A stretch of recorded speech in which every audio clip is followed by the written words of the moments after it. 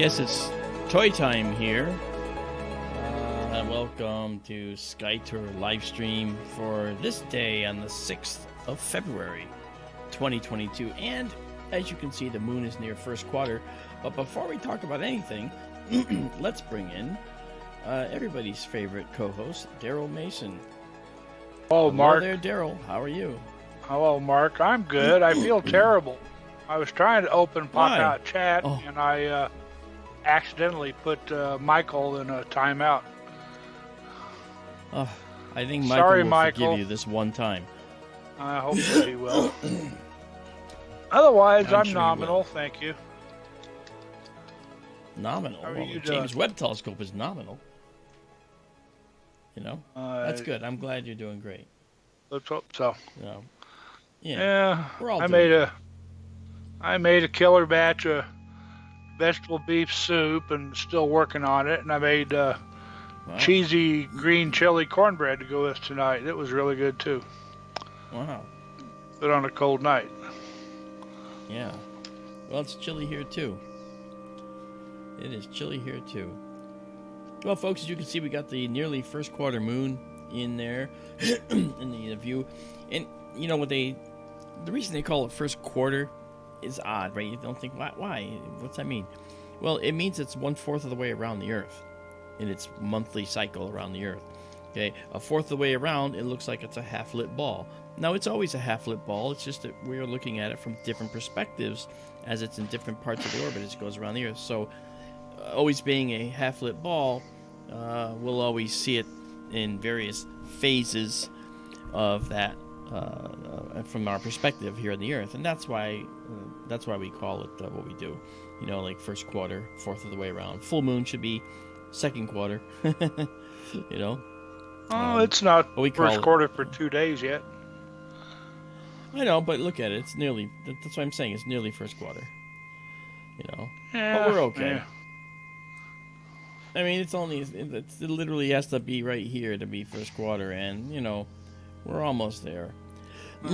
So that's why I say it. You know, it's nearly first quarter. I mean, I could call it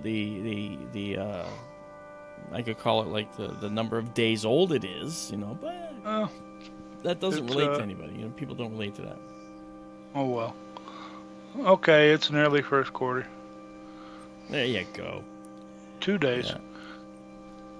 Yeah. Okay. And then you know, we can call the like they call it last quarter when it's actually the third quarter. And fourth quarter is a new moon. So that's kind of how that works, which is kind of fun. Anyway, so we got the moon up right now, and you can see some really cool things. You got some really cool shadows here that you can see. You can see some sunlight glinting off some of the brighter material in this particular crater right here. I don't know that crater's name, actually. And I wasn't planning on doing any lunar observing tonight, but I thought, hey, the moon's up. And just so you understand, we're at 100% of the frame right now. All right, so this is, I'll show you the actual size of the frame. There's the whole frame right here. It goes over there, down there, up there, and up there. As you can see, when the full moon is full, okay, we're going to be 4 full moons across and 3 full moons tall. So it's a 2 degree by 1.5 degree field. So it's a big sensor and a big field of view. And the telescope is operating at f2, and what that means is that it's normally f8. And so we would actually, if we actually looked at the moon, let me get it exactly where it would be. In the original way that was the telescope was designed, this would be our view. Okay, right about here. All right, maybe just ever so slightly bigger. You know, maybe like this or this coming up. Okay, but that would be the size. But by going to f2, it means that we have a much bigger field, all right, and increase the speed of our telescope by a whole 25 times. So it's 25 times faster optically, photographically, I mean. And so when we take pictures, we can take pictures in a fraction of a fourth of the time that we would normally take for longer pictures, you know. And it depends what we're taking pictures of. It depends what filters you're using. Of course, we are using these spectacular filters out there. And so that's what we do. Ain't that right, Darrell? Sure. Of course, you've never been there, so you don't know yet. Maybe someday you'll get out there. We'll get you out there. Someday. You know? Yeah. So I want to say hello to Marianne, who's here, and PG and Vera Lucia Campos from Brasilia. Bonnie is Anahata 77, and she's here too. Hi, Bonnie. And Genghis is here. Michael Klagus is currently timed out because Darrell was naughty and accidentally timed him out. And he didn't mean to. He didn't deserve it. I'm a bad astronomer. No, you're a bad chat manager. And that's okay. And that's only one time. You get a mulligan, and I'm sure he'll forgive you. Donald Kunzer is here. Hey, Donald, how you doing? And Zadarak is here, and we have, I said Marianne, so don't ask again, Marianne. We have Tim F. Tim F is here as well. Good to see you guys. Very happy, and Daisy and Zoe are here as well. Hopefully we will see some other folks here, like Cindy Murphy is here. And then there's this guy named Randy Harris. Now, that's someone. Hey, Randy's laughing. Look at that. He's laughing. I can hear him laughing already. Okay? And he's looking at everybody else in the room saying, he said my name. It's okay, Randy. You're all right. Yeah, Randy was actually helpful in helping to put the telescope building roof on.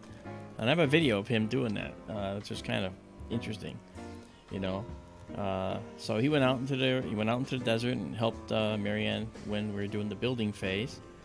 And Marianne was just a slave driver, just ordering him around, telling him what to do. You know, say it ain't so, Marianne. Say it ain't so. You know, but I really appreciate that he's here.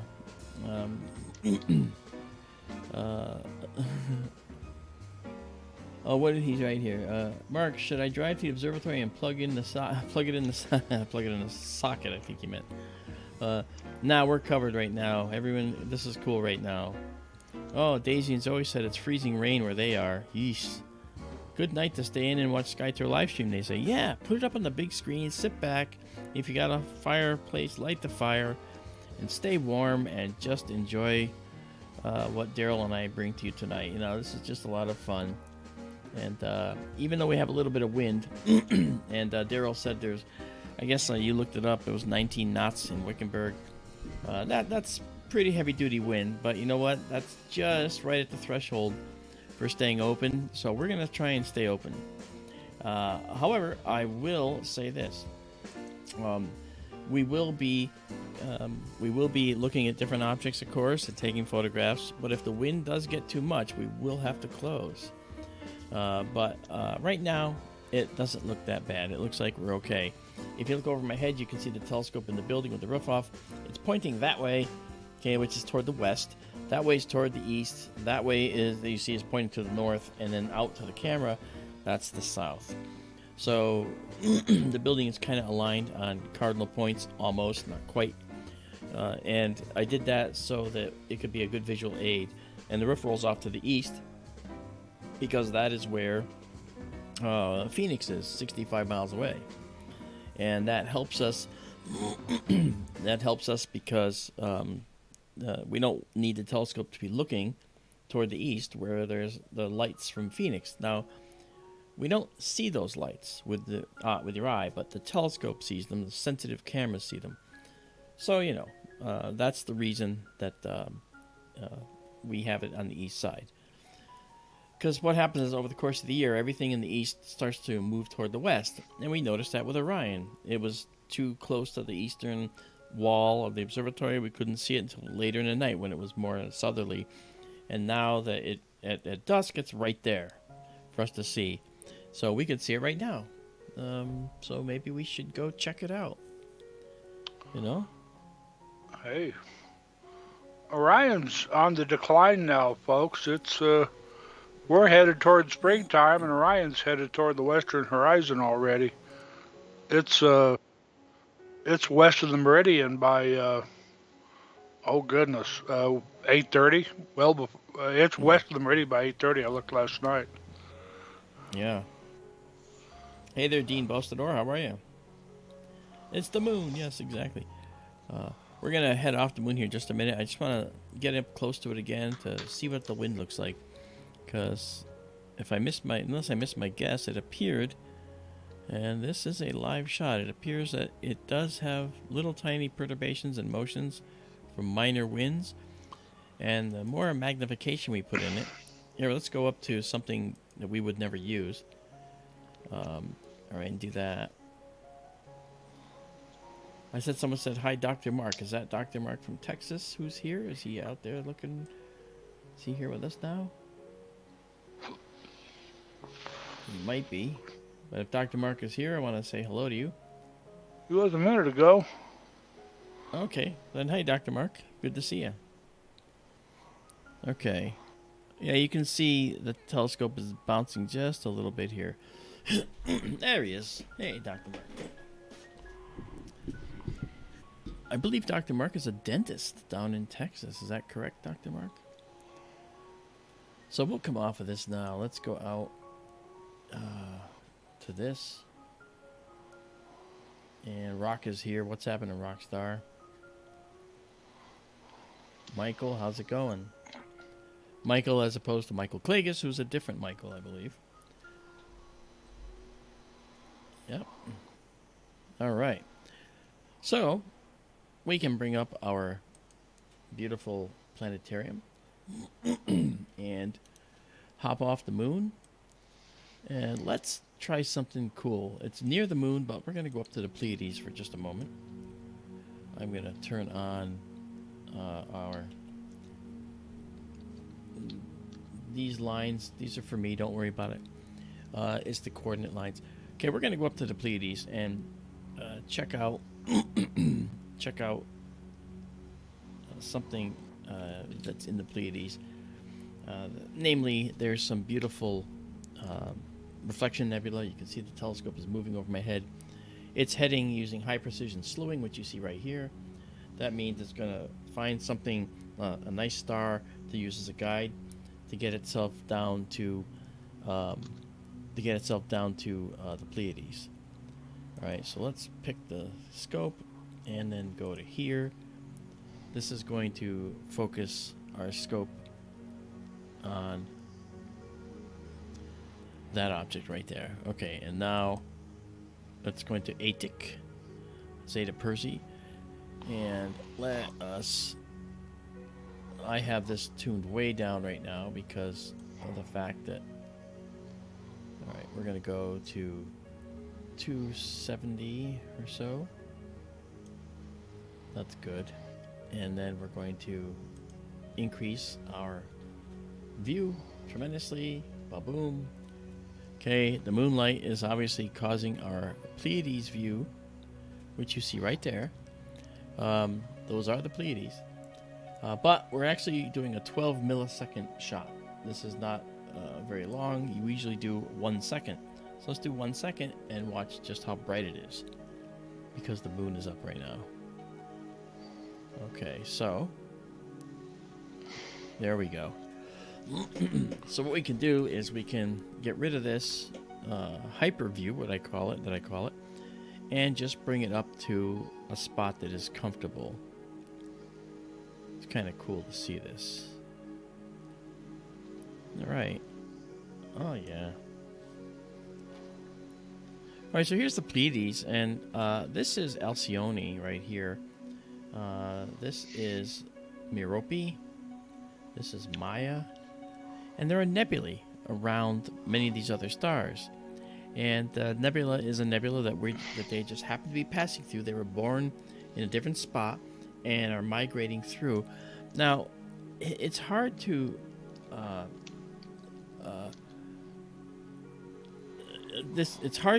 to follow, but this particular cluster of stars is actually a cluster not of just these main stars. There's actually over 800 stars in the Pleiades cluster. They're just much fainter than the big guys that take all the attention, you know. So, you know. Oh, Michael, no worries, man. I totally understand. Your observations are totally valid. you know. And that's all right.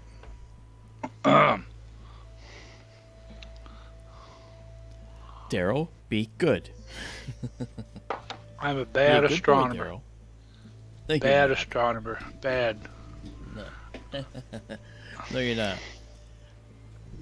You just have to stop timing out people who are just being nice. Yeah. It was an accident. I'm sorry. It was. Nah, you already apologized. You don't have to apologize again. Yeah, when you talk about there being 800 stars or more in the Pleiades, I say this a lot. If you can see the Pleiades in a decent sky, and you look right at them, you'll see the little dipper shape they make. But if you avert your vision a little bit, all of a sudden what you will see is a patch of light about as big as a postage stamp, and that patch of diffused light is all those other 800 stars shining in averted vision. That's right, and this is the reason why Darrell is good on this stream with us, because I'm an astronomer, and he is an observational astronomer. I am a different type of astronomer. I do more with the actual phenomena. But Darrell is the guy that you want to ask. For instance, when I was getting my degree in astronomy, I would actually say to my professor at the time, I would say to one of them, I think Bill. I think I said to Bill, when's the next meteor shower, Bill? And he's like, I don't know. Look it up. Because he didn't know that. Because that's what happens when you get too much into the science of it, and you don't just do the practical side. The practical side is something that it took a long time for me to catch up with, because I was so interested in the science. So these days I blend the two together. Darrell does a fantastic job of the observational side of astronomy. I tried building a telescope, and I was sort of successful, but I got tired of trying to grind a mirror by myself, But it was still very cool. I don't have the patience for grinding glass. I buy my mirrors ready-made. But I build telescopes, yes. Yep. I never had a something professor. That's really cool. I'm self-taught. I've been doing. I've had a lifelong interest, just like Marc has, and I got my first telescope over 40 years ago, and I'm self-taught. Otherwise, I did take one class once, but otherwise, it's all my fault. I'm a bad astronomer. Not at all. No, the thing that's interesting is that when we, like for instance, here, by doing, there's a satellite going through. Zoom. That's probably a Starlink. That's a fast one. Yeah. Well, they're all about the same speed. So I'd have to. There's another one, diagonal. See it? It was there and it was gone. That was even faster. Either that or it was a bird with fluorescent lights on it, some kind of LEDs. So in this image, this is a 1 second image, but we're using this section here gives you an idea of what we're looking at. This is the data. That yellow line is the line through the data. Everything under that curve, to the right below that curve, all this is the data. If we go back, you'll see that when it goes to a straight line, this is the only data we're seeing right here in this right here. Right there, what's under the curve, right there. Right? But if I move it, and I move it to the left, you'll see that as I move to the left, you're going to see that curve, this right here, this curve that's got all the red, the green, and the blue data, is becoming more under the yellow curve. And that's when we actually see more of the data coming in. Okay, see? We can go too much. Now what I'll do is I can just do an automatic setting, which brings us the best setting. This is the one I've preset. So there, as you can see, there's a hint of some kind of nebulous detail here. See? Really cool. So we'll find it now in more detail. All right. All right. I agree. I understand, Michael. That's exactly right. It's a different type of show when Keith is on. Yeah, Different type of show. I'm glad you're here, though. Thank you for coming. And thank you for that opinion. That's very valuable and no disrespect taken, man. I think that you have a great opinion. All right. I've never been called Ed McMahon before. Somebody called you. Who called you Ed McMahon? Dean Bostador. Hey, that's funny. Wow. Hey, Ed. Here's Johnny. Yeah, right. I'll be Johnny Carson. Yeah, no worries, Michael. All right, so let's do a shot here. Let's start with 15 seconds, and it's gonna be bright, but we'll get rid of it. Now, when I go into 15 seconds, I start the shot at 15s up here. That's the seconds. You'll notice down here that green bar over there, as that moves up, it's actually taking the photo. And right now, we have it on what I call our hyper mode. This is sort of like a night vision mode that I get, and it's full color. But we want to stack this, right? So there's the 15-second shot, but there's too much to it. So what we're going to do is we're going to actually go in and stack this shot. So I'm going to hit live stack right here. And now something different is going to happen. Now what's going to happen is the stars are going to get added together. All right. There is a much better rendering of what we're talking about. It takes a shot, then it takes another one, and they align the one to the, it aligns to the previous one, and then sets it on top. And it does that over and over and over. It makes a sandwich of image files with all this subtle data in it. When it does that, the data gets more and more signal as time goes on, and the dark in between where there's noise and other stuff that you can't really tell that shouldn't be there, that changes exposure to exposure, moment to moment, that gets averaged out. So the data in the end is on a much higher mountain, and then down and below, this is where the noise is. This is called signal to noise ratio. Here's the signal, there's the noise. We take one photo, it's this. Signal and noise are around the same. The second photo, it's about here. Then the third and fourth. And so as we keep going and stacking, the noise drops lower and lower and lower. And that's what we're seeing here. So one thing I'm going to do now, I'm going to go into my enhancement, and I'm going to turn on a sharpening tool, and you're going to watch this get a little sharper right now. Look at that, just got sharper. Now let's drop out of this and check it out. There's the full view. All right, and what we can do when we do this is we can actually go full screen. Boom. Okay. Now you can see it and watch it develop. This is live. Okay. This is not a photo that is static. This is a live building photo. If a satellite goes through, you'll see a line show up. You know. So that's what I like about this. You're looking at it just as it's happening. All right. So what I need to do now. Maybe I'd go into here. Let's see. Got that set. 15 seconds. Not bad with the camera. Okay.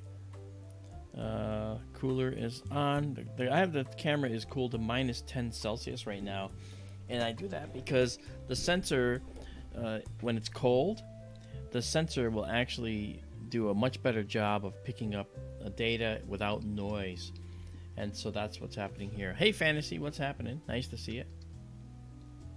Nice to see you indeed.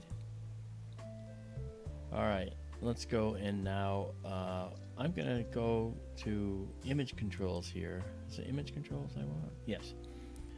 And because the moon is out, I need to change the blue response a little bit. But it won't show up until we do it instantaneous. So, it's alright. Alright, anyway. So here's the Pleiades. And what you can see, and now that we have actually stacked 12 images so far, we've made a sandwich of 12. If you look, what looks like an artifact from maybe like from dust or whatever, this actually is the real thing. Okay, now the purple halos, that's an artifact of the system. I removed those later. But this right here, this guy right here, this is the Maya Nebula, and this is Maya. All right, and if we come down here a little bit, All right, I have two screens, so I'm looking here to see the observatory screen, and over here is the broadcast screen. So when I look there, I'm actually looking at what you see on the screen. All right, and we come down now. When I come down, you'll see this beautiful, what looks like a brushed artifact. That's actually real, and then you see more of it down here. Now, what we can do, because it's a stack, we can actually do some processing on this right now that really will help. So what I'm going to do is I'm going to change what's called the black level. I'm going to bring it to the right just a little bit.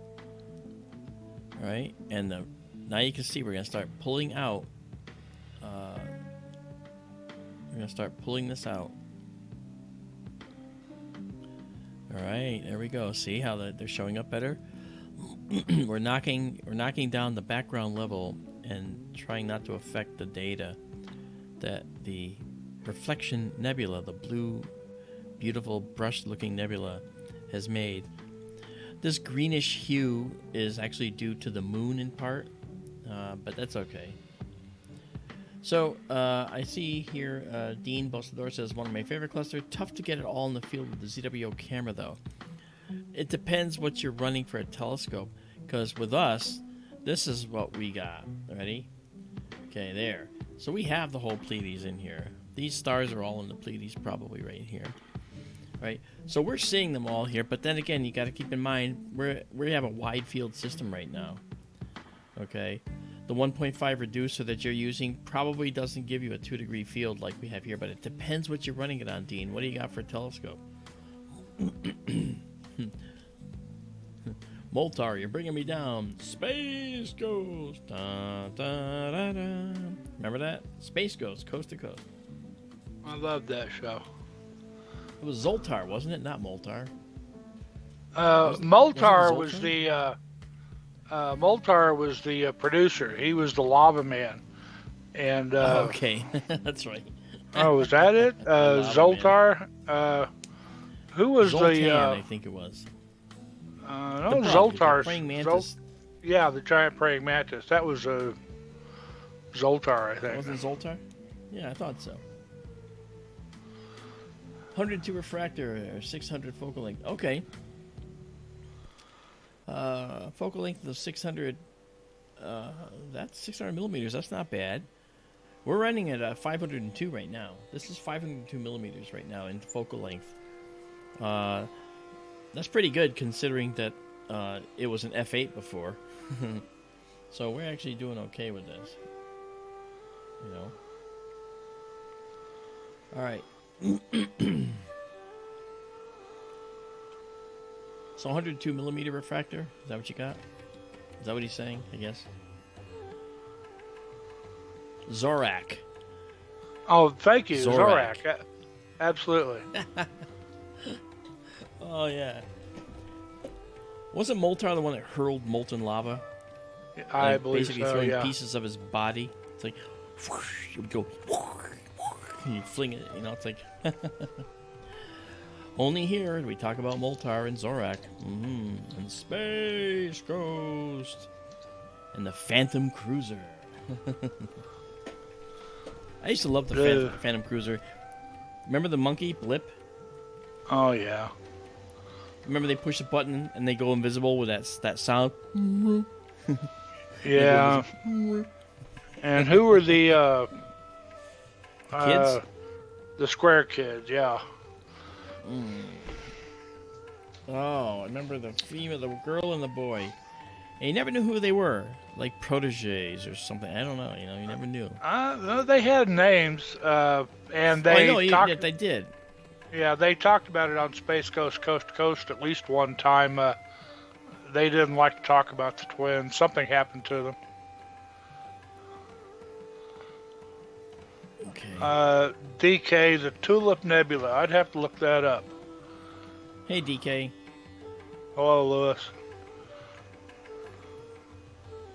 Lewis, how's it going? Lewis TA, Lewis Ta.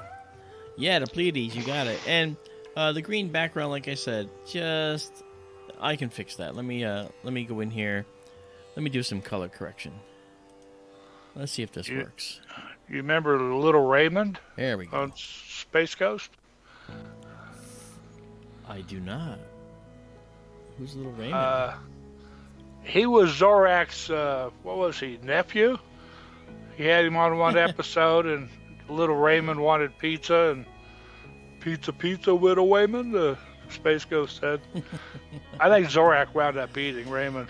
I forget, it's been a long time. I had every episode on video, and I loaned them to a friend, and I never got him back. You talking about the Coast to Coast version or the original show? Yes, Coast to Coast. Talk show. I used to watch the original show. Oh, I did too, when I was a kid. Yeah, Blip. We mentioned that before. Space Ghost.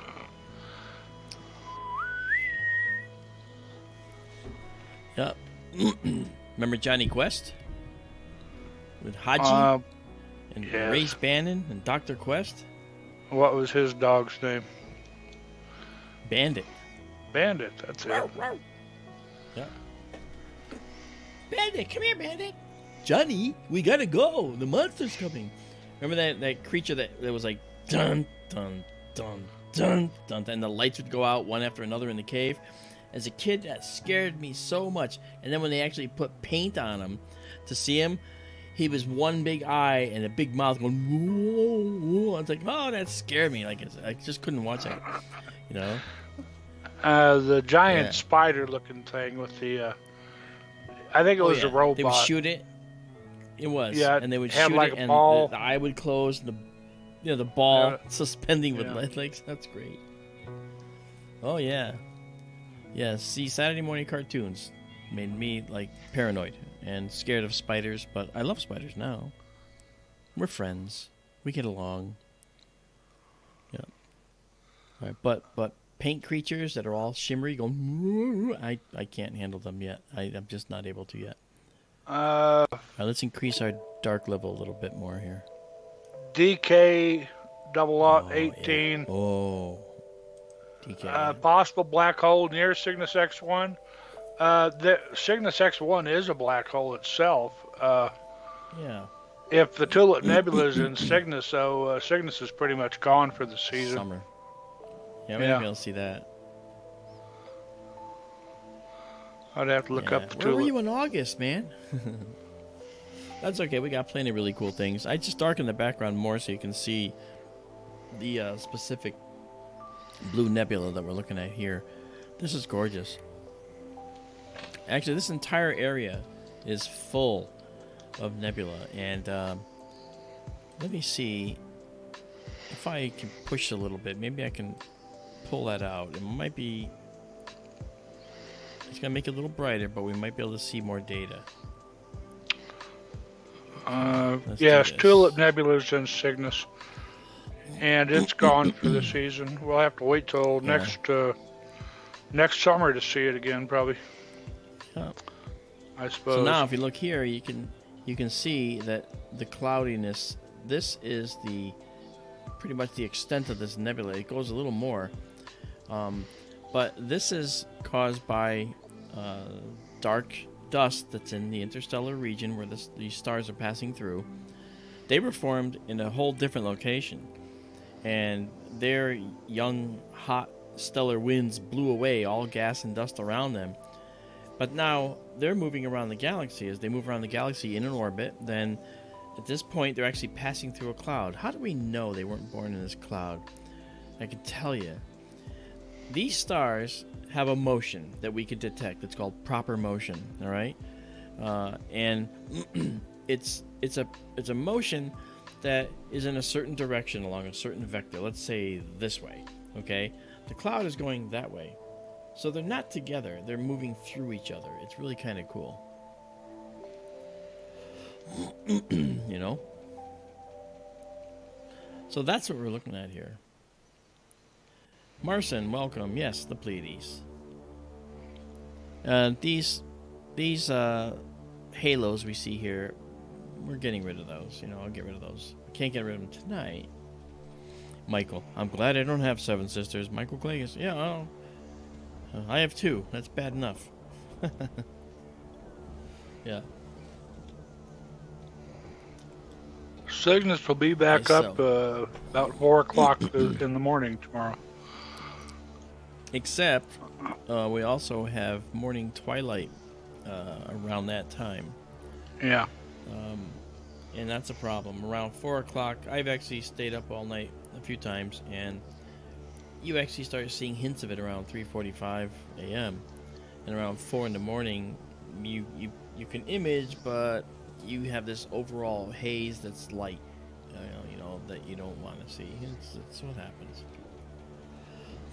No, Marson, I'm not using a Python script. I actually have. I'm getting rid of these manually right now. I'm writing a script within Photoshop to get rid of the halos, but you have to designate the location that you want to remove halos from. Right now, what I do is I separate the images from the stars. I separate the nebulae from the stars. I can actually show that to you. I believe I can show that to you. Okay. Let's see here. Okay, what's going on there? There we go. Okay, that'll work. Trying to just show you something. Okay, like for instance. Alright. There's a little delay only because of this, but let me show you while this is still stacking. Here's my left screen right now.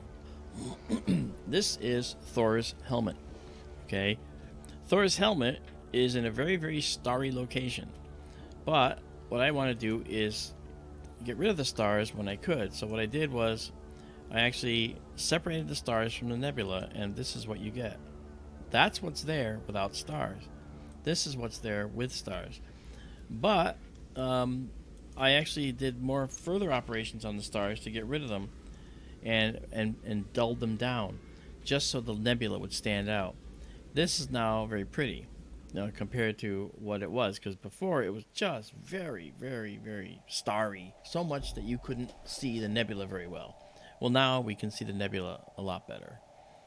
Okay, and that's because, first of all, by separating out the nebula from the stars, we can now operate only on the nebula and help get it looking good without causing problems with the stars.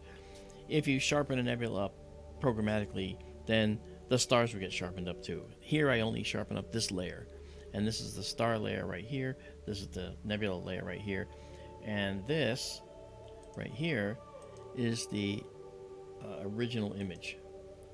Let me see if I can. There we go. That's the original image. See how bright the stars are? Okay.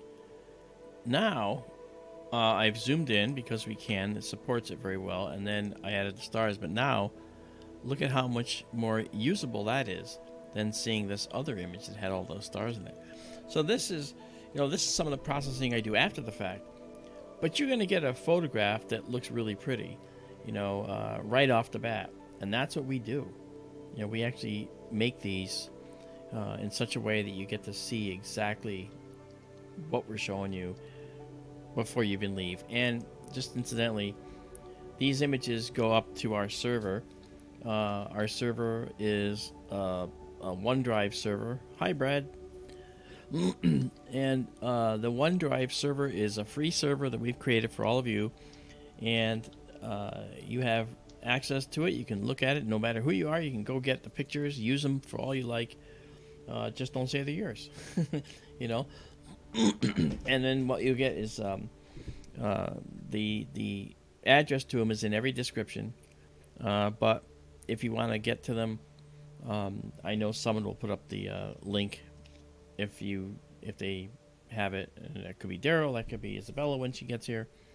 Izabela is the person who does all of our table of contents. She is spectacular. Oh, what do you want? Your server? Yeah, there's the server if you got it. Oofy, how are you, Oofy? I'm sorry, Darrell. Just a second. No. Oh, okay.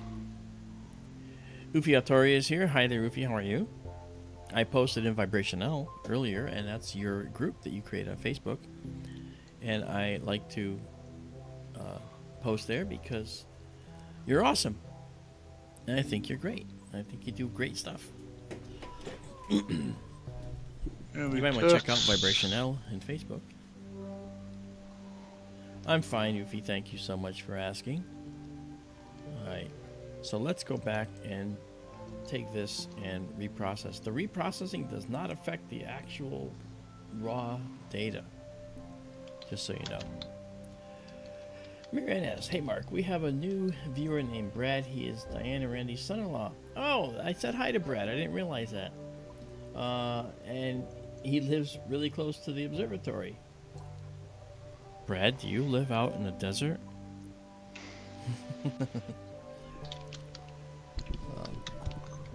Thank you, Darrell, for putting up the server.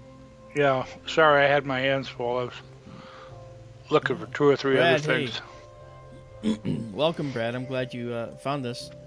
And I know that Randy and Diane, of course, are here with Marianne. And as Marianne said, Brad is their son-in-law. So that's very cool. Is Brad with you, or is he actually just watching from wherever he is? You know? So, I mean, this is a community. We just, you know, this is a big community. Hi, Jessica. How are you? Yeah, on some of our moon streams, we get thousands of people watching, you know? And so when we get thousands of people who are concurrent viewers, I can't say hello to everybody. And that gets annoying when I try. Because, hey, Bob, hey, it's just, I can't say a word. I just have to keep saying hi to people. But the chat goes so fast. Okay, Brad's watching from his place. Ah, cool. What town does Brad live in? Or Brad, what town do you live in out there? Are you like out in the Surprise region, out in Surprise, or Wickenburg, or, you know, Peoria, or someplace like that? Okay. Oh, cool, man. Thanks, Brad. Brad says, watching from my house. Big fan of this channel. Thanks, man. Yeah, Marston, too many people. That's true. But you know what? I just want people to understand that I know they're coming. And if they're coming here, then I feel like I should give them something in return. And look at this. One Nick G from Scotland. Wow. Oh, Sun City. Okay, Brad. Thank you. So, one Nick G is in Scotland? Or is it like Scotland the country, or Scotland somewhere in the United States? There's names. I'm not sure if there's a Scotland, California, or something like that, but if you're in Scotland, welcome, man. Welcome. Very cool. Yeah, hey, you know what? That's one thing about Scotland, is that the skies, Scotland, UK, okay, thanks, man. Well, so nice to see you. Welcome. I hope you subscribe to us, you know, and that way you can actually check us out and enjoy what we do. Since there are a bunch of new people, what I'm going to do is I'm going to take this down for a minute. And this is our main screen you see here. That's the telescope inside the building, okay, that's out in the Arizona desert, okay. This is our telescope control section right here, and we control the telescope from here, right?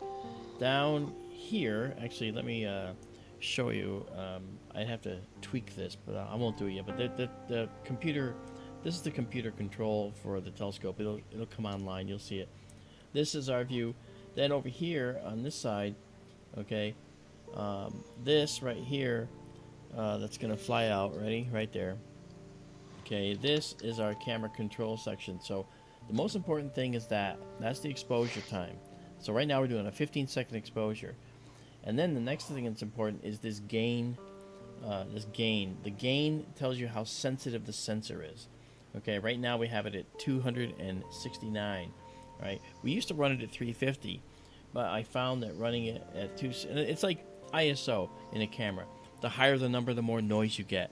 At 350, we got beautiful shots, but they're noisy a little bit. The noise goes away over time. This way, at 250, 260, 270, a little bit less, we get just as many, you know, beautiful clouds like this here, the Maya Nebula and the Merope beautiful nebula right here, and it comes out just as good. All right, so that is the way the tour, but there's more, and that is this screen right here coming up. Okay, this is our live view in a beautiful planetarium program that's free.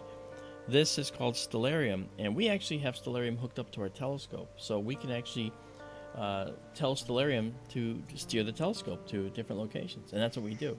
So you can talk about what we're seeing, we see the name of what we're seeing, okay, and we get to look at all these things all at once, and then bring them to you live. And it's actually a lot of cool things to see at all at one time. So there's your STLS Sky Tour live stream quick tour. I hope you guys enjoyed that. I'm going to stop this exposure right now because this is enough. And see, when I pause an exposure, all right, you'll see that we're not stacking right now, and it says resume down here, right there. Okay. Then of course we get the message saying, "Hey, this stacked image wasn't stacked." Yeah, I know. But then I'm gonna hit save and watch what happens. Across the top in green, it says that it saves a file in a format called fits.fits.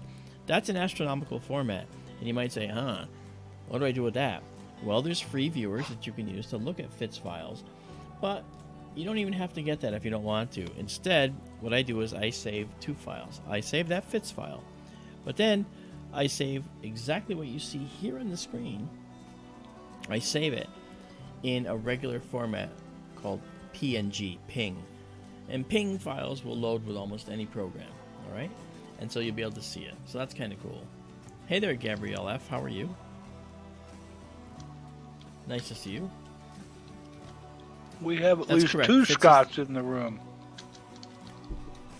We do? Who's the other one? What did I Yeah, miss? Susie Cat. Oh, Susie Cat. There you go. Hi, Susie. They're getting acquainted right now. I see that. Fantastic.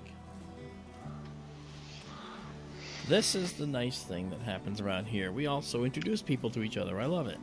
You know? So, I'm pretty excited about that. So, now that we've paused this, we've saved the files, I'm going to clear this stack, and we're going to get out of the Pleiades and go to the next item. Alright. So we're going to bring up, there's the Pleiades in our typical 15-second exposure without any processing whatsoever. But I could hit our it's right there in that. There you go. That guy, all right, this gives us the more of the view through the data. That curve goes through most of the data now, so you see more data. Even with a 15-second exposure, actually, even with, I'm going to go to 1 second now, even with a 1 second exposure, not 1A, 1 second exposure, we're going to see, we'll see a indication of those blue nebulae. Here they come. So there they are. So there you can see them there and there. And this is a live view, as I said. It's live. All right, so now I can prove that by just hitting the south, move it down just a tiny bit. You'll see it change right there in the screen. And there's our telescope computer that's come back to life. It actually, it does a screen timeout. And so if I move the telescope, it comes back on. Okay. Now let's go check something else out. I think we have a ready-made night for checking out some very cool nebulae down in the Orion region. I know we have the Orion Nebula, which I didn't even look at the other night when we were here looking at it. I didn't even look at it. If you saw my post on Facebook, you saw that I did a mosaic. I actually took the regular Orion Nebula with the Running Man Nebula, which is above it. Then I did a photo of the southern region below it, and then a photo of the eastern region, which is to the left of it. Okay? And that photo I mosaicked and put them together, and they looked really good. They look really good.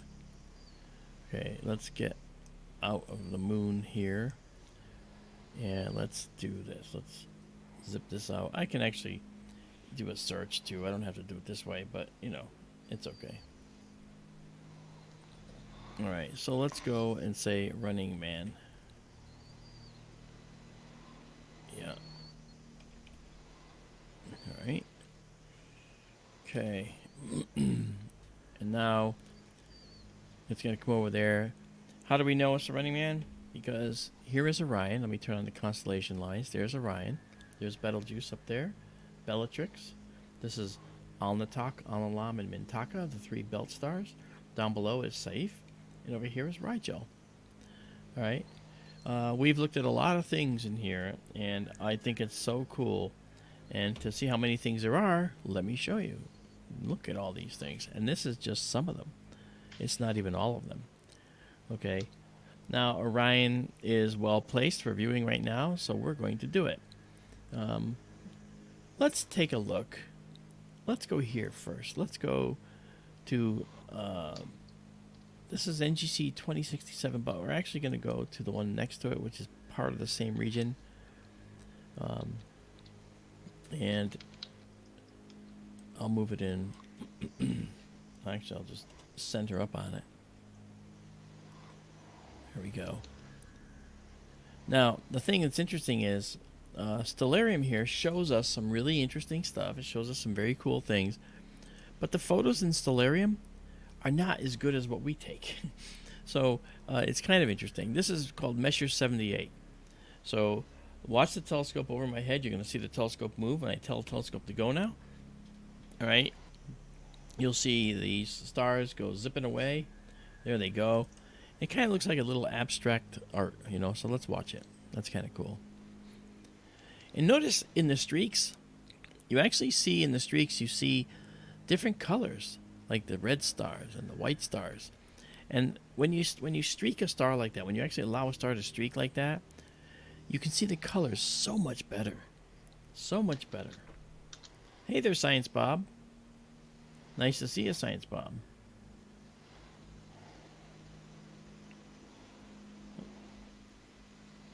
Oh, what you put up for a link, Darrell? Somebody asked about your lunar models, so I put the link up.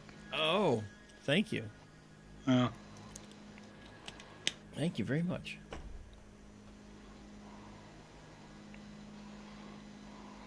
Will you Okay. excuse me a moment, please?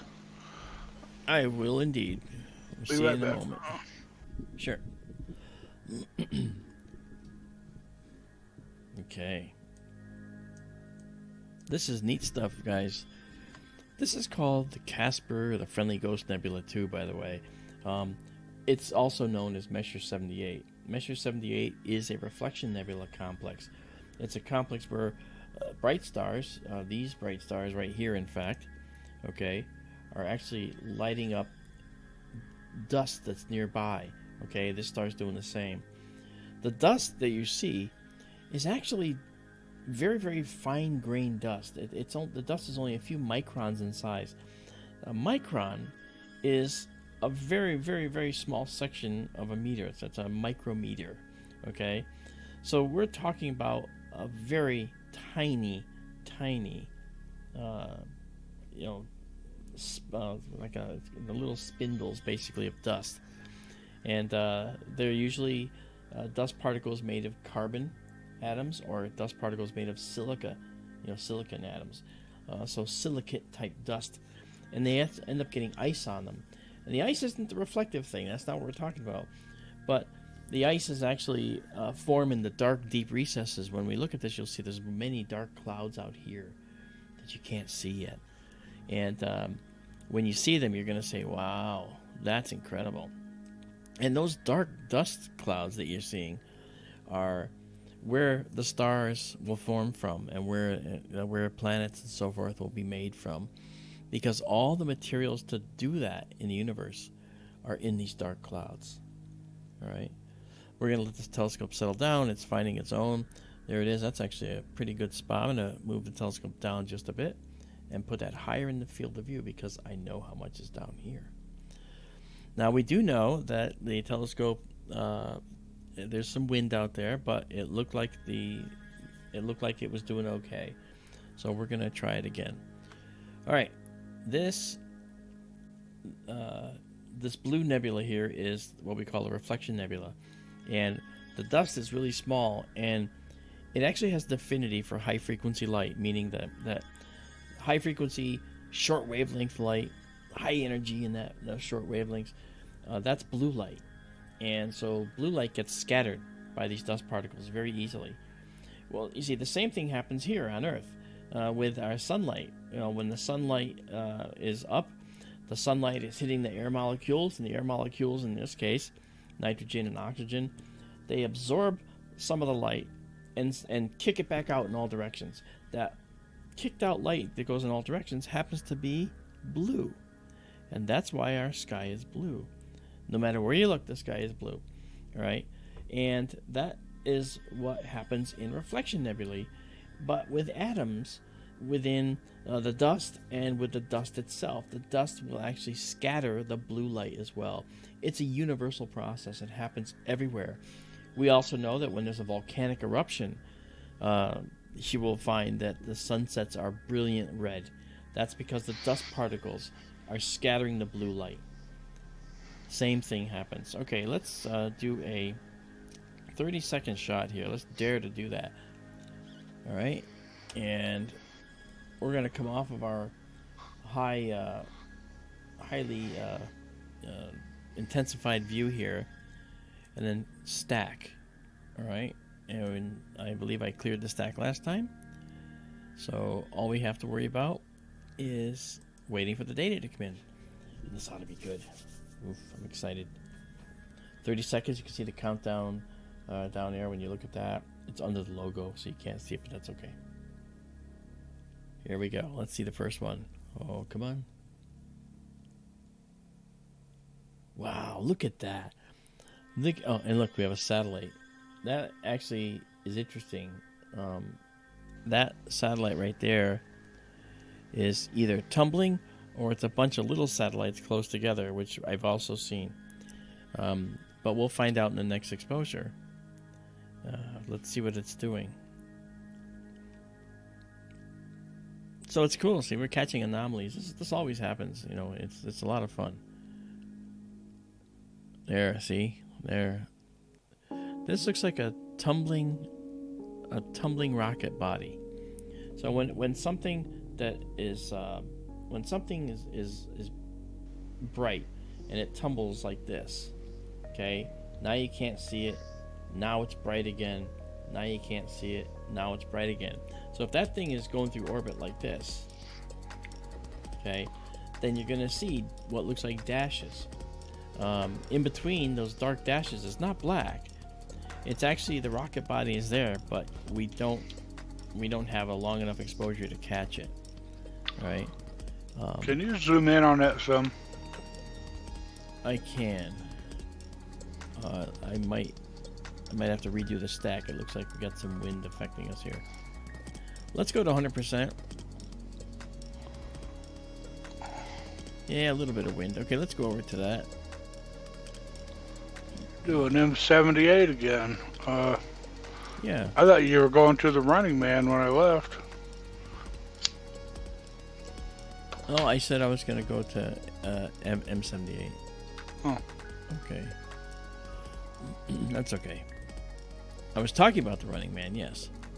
All right. Alright, so there is the satellite trail.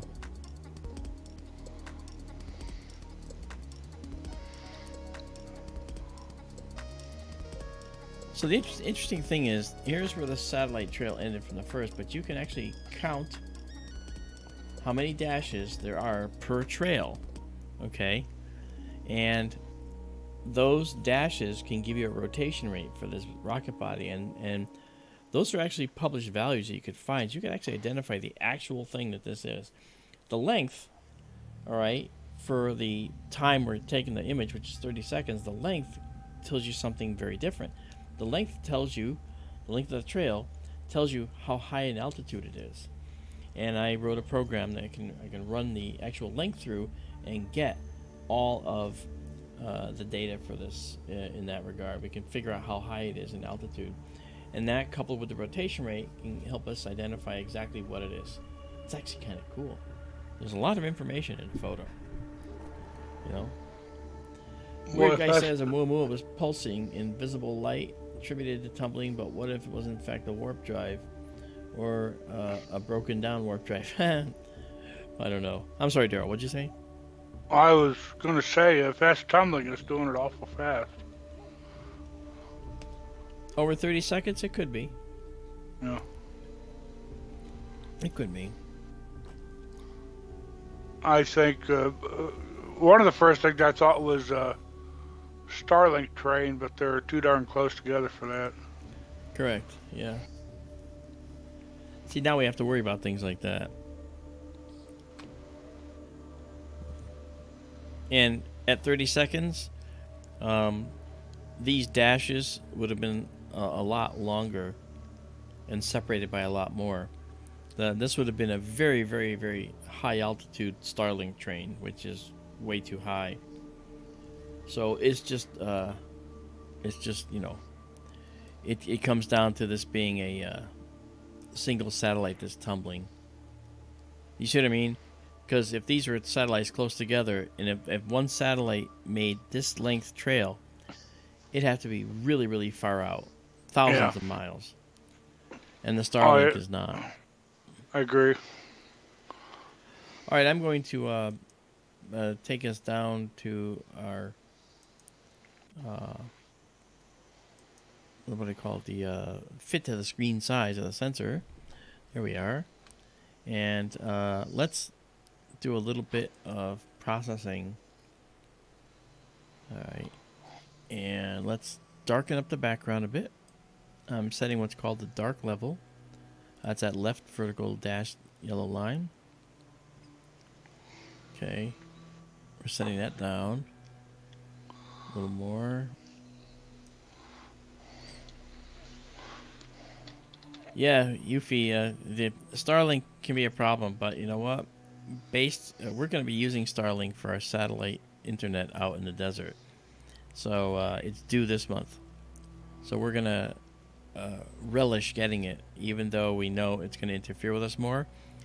It's going to make the SkyTour live stream instant. We're going to be able to just click and go to different places, and we're going to get pretty instant responses. And the reason now is we're doing satellite internet now, but it's very slow. We're going to be getting faster internet, more bandwidth. It's going to be just beautiful. Let me do an image correction here. Color correction. Turn this proper colors. There we go. Right now, if you look at this, you can see a little bit more of the dust. Look at all this dust. This is all dust in here. See that? You see how the stars are kind of blocked? The stars that are in the dust, too, by the way, they're reddened. Just like the sun gets reddened in a volcanic sunset from volcanic dust. Some of these stars will definitely be red dwarf stars, but not all of them. And so this makes this really cool. All right, I want to do another. I want to drop the dark a little more.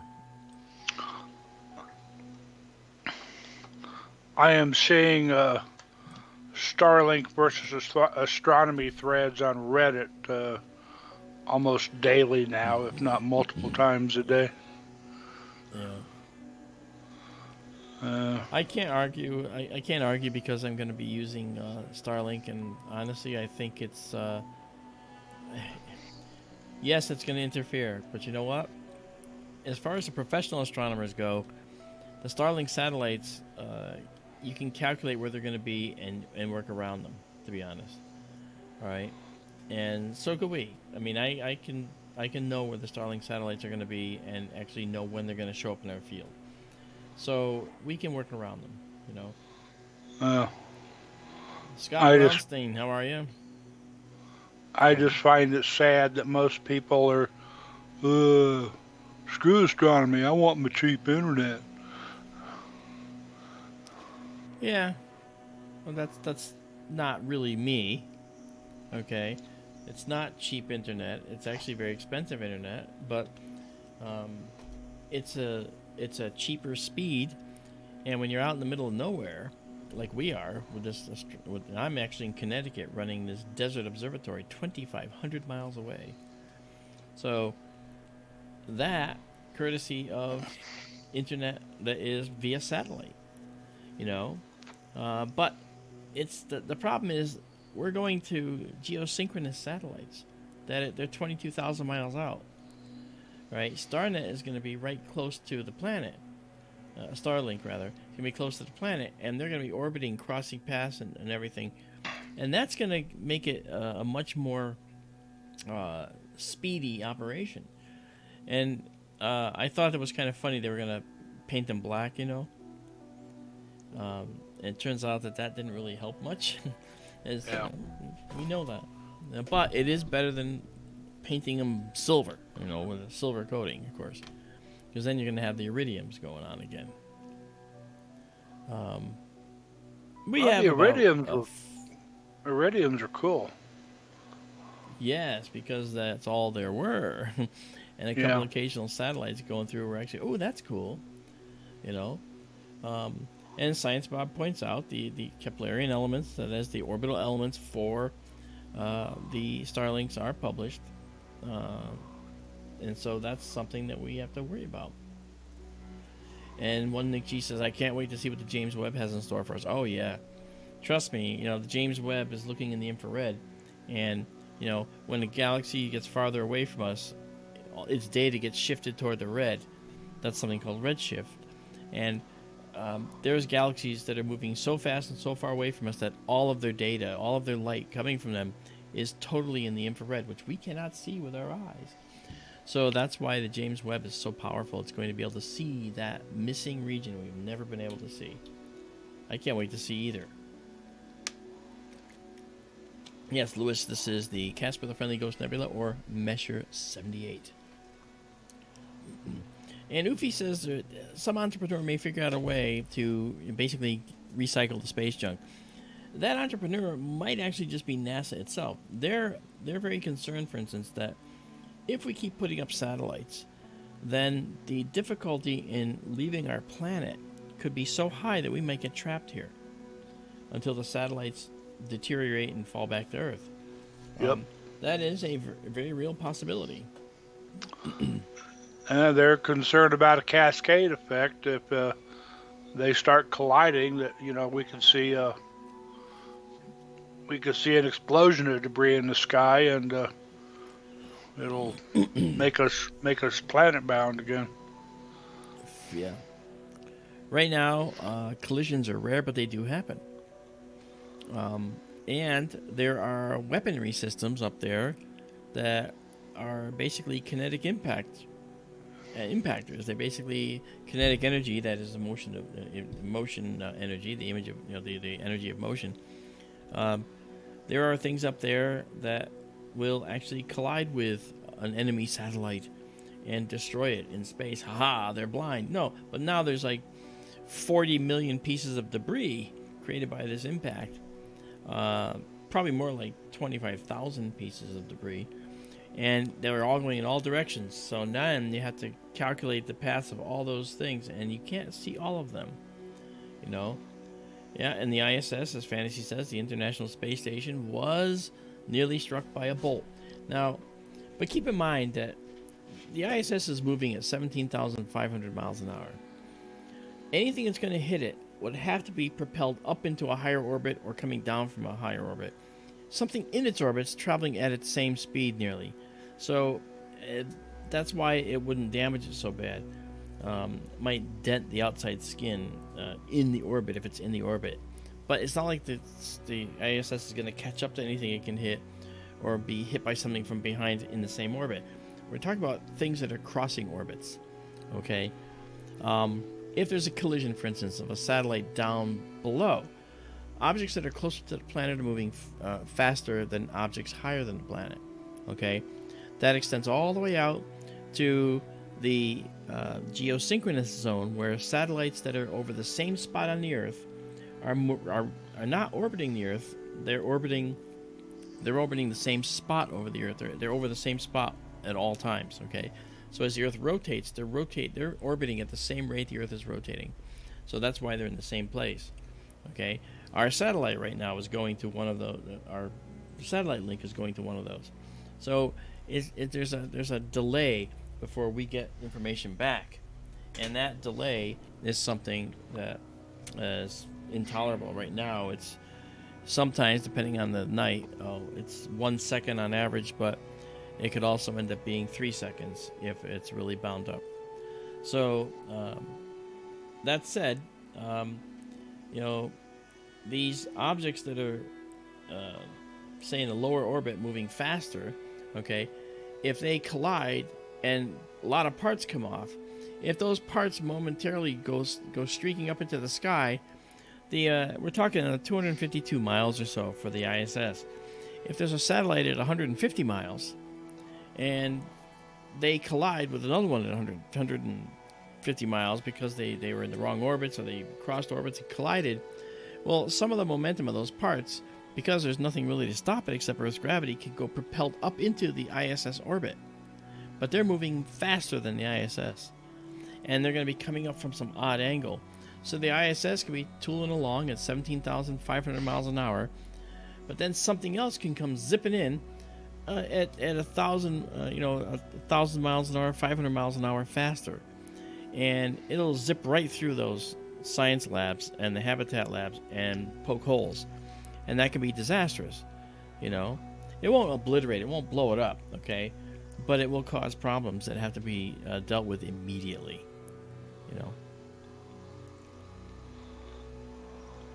This is pretty. This is coming out really nice.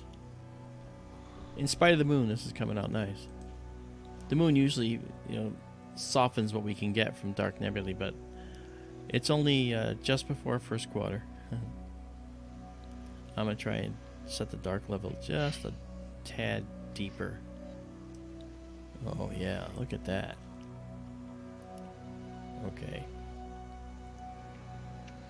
Okay, so this that we're looking at then is called Messier 78.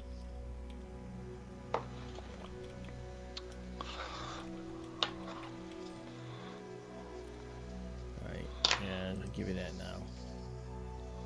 Ta-da. Really pretty. Alright, let's bring that full screen. Okay. Let's zoom in.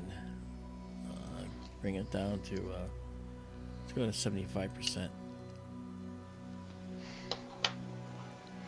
Yeah, as you can see, slight elongation on the stars. That's due to the wind, but that's okay. Susie Cat, it's alright. I'm glad you're watching it on the TV screen, I think Marianne, Randy, and Diane out in Mesa, Arizona are watching it on the big screen too. Is that correct? Lionheart Roar, how you doing? By the way, I need you guys to help me. Those of you that are here who either have been quiet or whatever, how did you hear about this broadcast that you're watching tonight? Okay, are you here from an astronomy group on Facebook? Where'd you hear? Let me know in the chat, will you? I'd really like to know, because I sent this off to a lot of different Facebook groups, and I tweeted it, and I just want to know where people are coming from. I have to know whether I need to do that anymore or just stop doing it, Fantasy says, starting tomorrow, the winds are picking up in the desert. We're supposed to get up to 80 all weekend in the southwest. Really? We're going to have an 80-degree weather down in the southwest? You know what? I have to say, somebody asked before, do I go to Arizona that often? I do. I try to be out there every couple of months if I can be. Not because the observatory needs maintenance. I mean, as you can see, it's doing its own thing quite well. And I think that we're talking about. I think I go there because a number of reasons. I go there because I do talks at conferences, and Arizona seems to be a. Darrell, can you mute if you're gonna play with papers, just so I can? Thanks. So actually, I can. I go out there to do talks at conferences. I do talks all over the world, but I'll go to Arizona quite a bit, and I will go out there to be, do maintenance on the observatory. There's a lot of things. One of these days, and I wish. See, once we get Starlink, I'll be able to do a live tour at the observatory. Do a stream from the observatory with me. You can see everything I'm doing.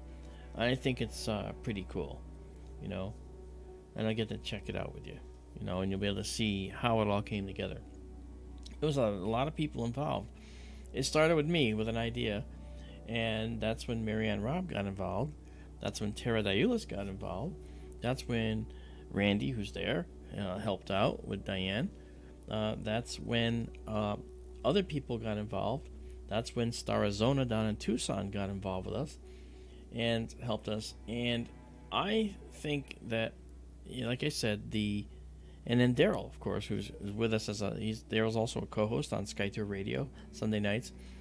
We were supposed to do a show from 6 to 8 tonight.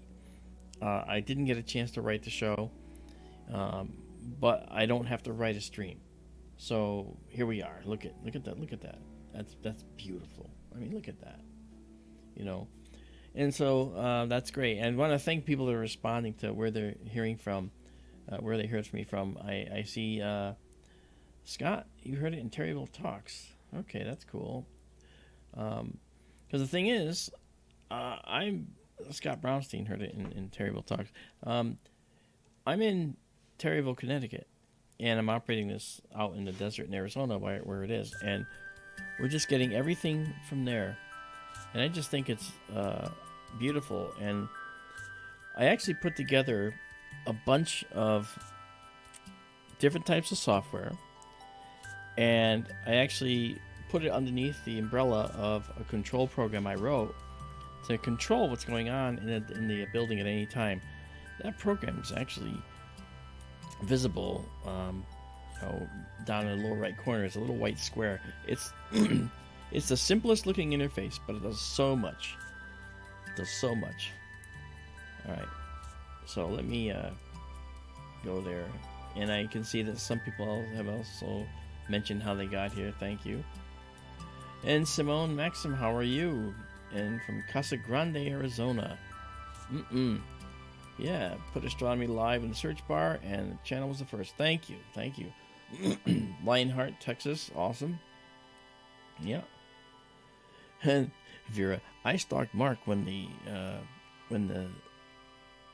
sea problem began. I'm not remembering that, Vera. Okay. Sea problem. Would that be collimation problem? Yes, Jessica, the live aspect to me, this is live imaging, right? And you know what? It's not. There's other channels they do like something, and they will take an image and they just sit there. I don't like that.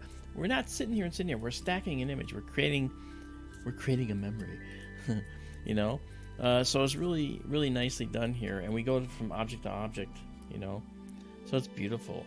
I want to say hi to Dave Reddick. How you doing? North Central Florida right now. Okay, we actually on SkyTour Radio, our theme song was written by a woman in Florida, and I didn't want to say where she is. And her and her husband Dan, Rebecca and Dan, are phenomenal people, good friends, and she wrote this beautiful song. She composed it herself.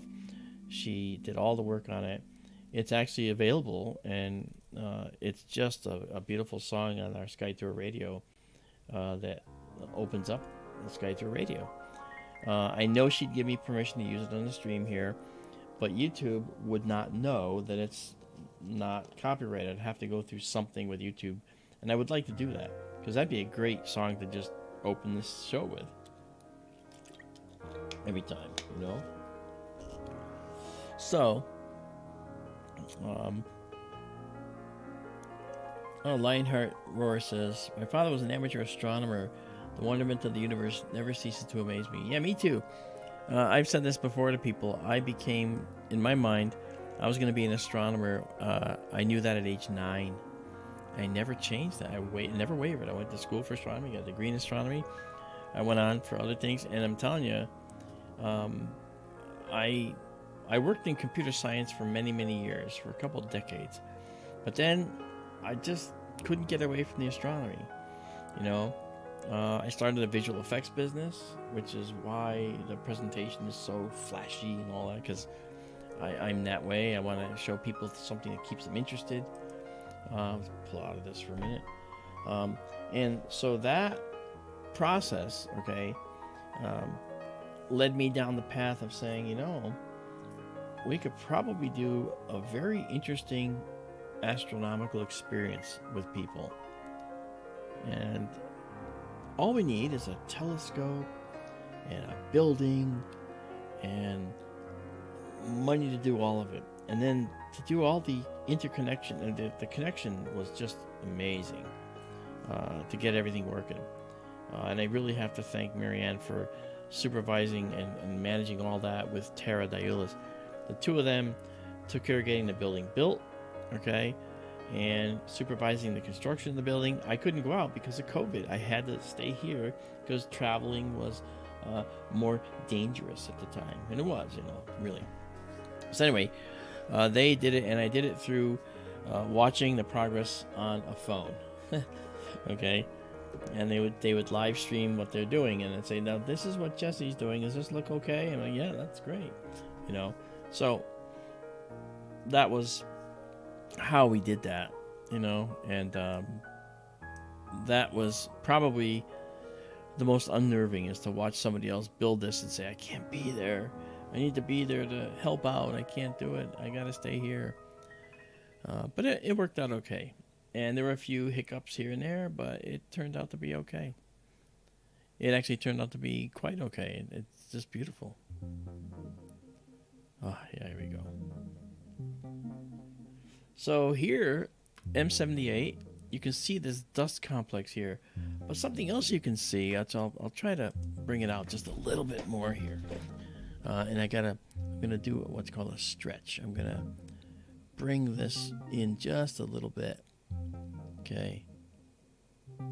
There we go. So if I pull it in just a tad more, along the left side here, you're gonna see it looks like there's some red. Well, that's really true. There is red here, because it actually stretches down here. You see that? It's not an artifact. It's not an artifact. That's actually here. And then there's this dust.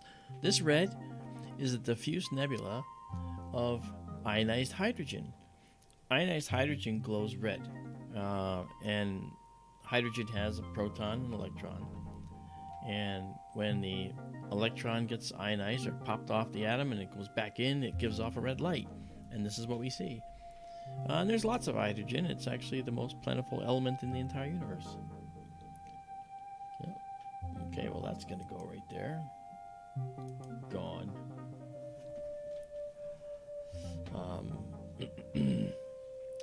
So, that all said, we're going to look at this stack here. This is 52 of these have been stacked. When the moon is out, we try to stack a little bit more. So we have a sandwich of 52 images, so most of the noise is definitely gone. And it's going to be a lot prettier. So we can stop here. Darrell, you got any ideas where you want to go next?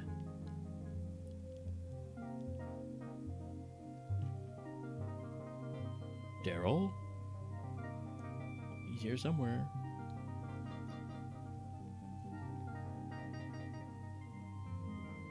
Thanks, Fantasy. I was just... Hang on one second.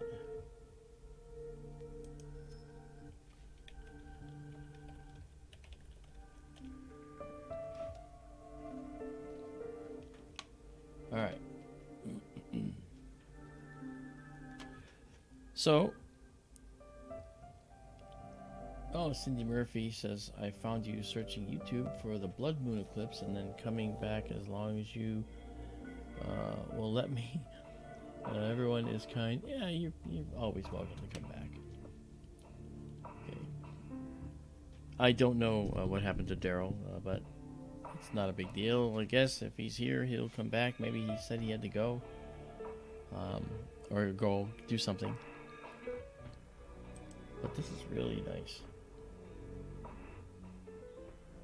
Measure 78. Yep. Alright. Stacking is paused, so now I'm going to save this. Fits file, there it is. The green bar says so. And then I'm going to save it exactly as seen. And that's the ping file, so this is what we get. Right there. All right, and now what we can do is clear this before we go to the next one. All right, and then we get rid of this stack. Come back. It's a little process. Okay, this is a 30-second shot of this. That's raw with no changes. And now we'll do 1 second and do the hybrid shot.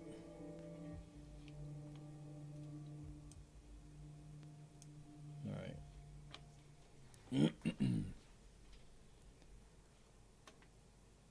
Okay. Let's go back now. Let's do this. Let's get our planetarium up and go somewhere else. Now there's a lot of beautiful things to see here, let me tell you. We've seen a lot of beautiful things. And we're going to stop here because this is a wonderful stop to do. All right. And we'll bring back. Let's do this. All right. Now we'll tell the telescope to go here. We're going to get to the... oh, thanks, Lionheart. That's wonderful. Nah, no discontinuing here. We wanna actually grow. That helps us, man. Thank you very much. I'm humbled. Thank you. Very kind.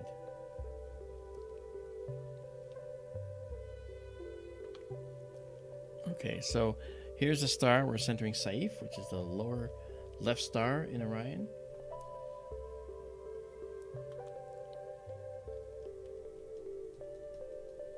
Okay. And now we're going to go to a region where you're going to see lots of nebulous detail.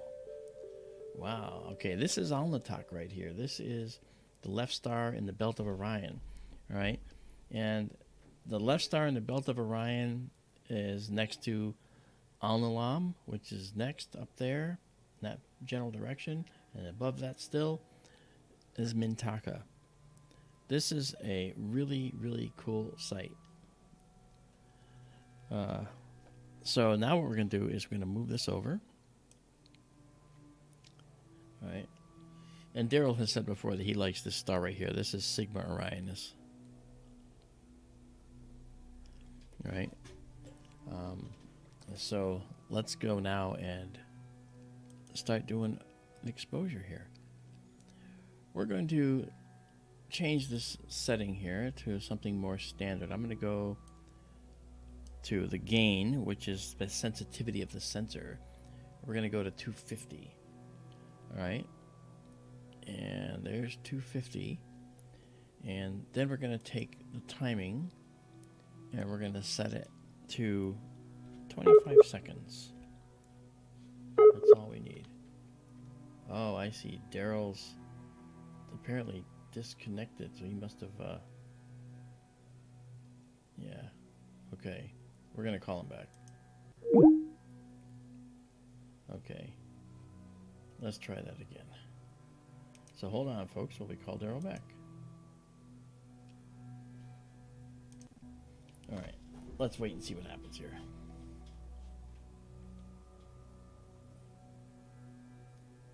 All right. Now, the other thing, too, we're going to do here is come off of this 25-second shot and go in and stack it. All right. So let's go into the stack here and clear this previous one.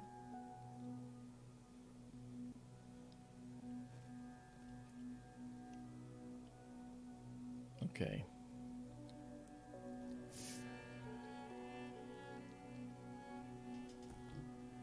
Gaz Vickers, how you doing? I don't make it as often as I'm in the UK. Love the streams though, as is there still anything going on with Betelgeuse? Let's talk about that, sure. Okay, first of all, let me first process this to give you a better look. This is the Horsehead Nebula region. Let's talk about this for a moment, okay? Now, this star here is called Sigma Orionis. Sigma Orionis is a very bright, hot, young star, and it's actually a multiple star system. There's multiple star systems, anywhere from, I think it's up to 6 now, they think might be there. 6 stars, all formed in a sort of same region, all right? And then over here is this red glow. This is ionized hydrogen, and it looks like it's on the wall of something. It's like on a wall, an edge. And that's actually kind of true, because this whole region is called the Orion Molecular Cloud Complex. And by molecular cloud, we don't mean big complex molecules like, you know, proteins and things like that. We're talking about molecules of hydrogen, say, 2 hydrogens together, diatomic hydrogen. We're talking about 2 carbons. We're talking about lots of molecules that might be things like methanol, might be things like formaldehyde, might be things like water ice, carbon dioxide ice, okay? And these are the kinds of things that you find in these dark clouds. These are the things that make the building blocks of life. They're carbon-based. We are carbon-based. And that's what we see. Carbon's the 4th most abundant element in the entire universe, okay, after hydrogen, helium, and oxygen, okay? So when you look at a scene like this, you say, wow, there's a lot going on here. Well, this right here that we see is that ionized hydrogen region, and it happens to be silhouetting this cloud here that's called the Horsehead Nebula. And Alnitak up here is actually causing this cloud of hydrogen to glow.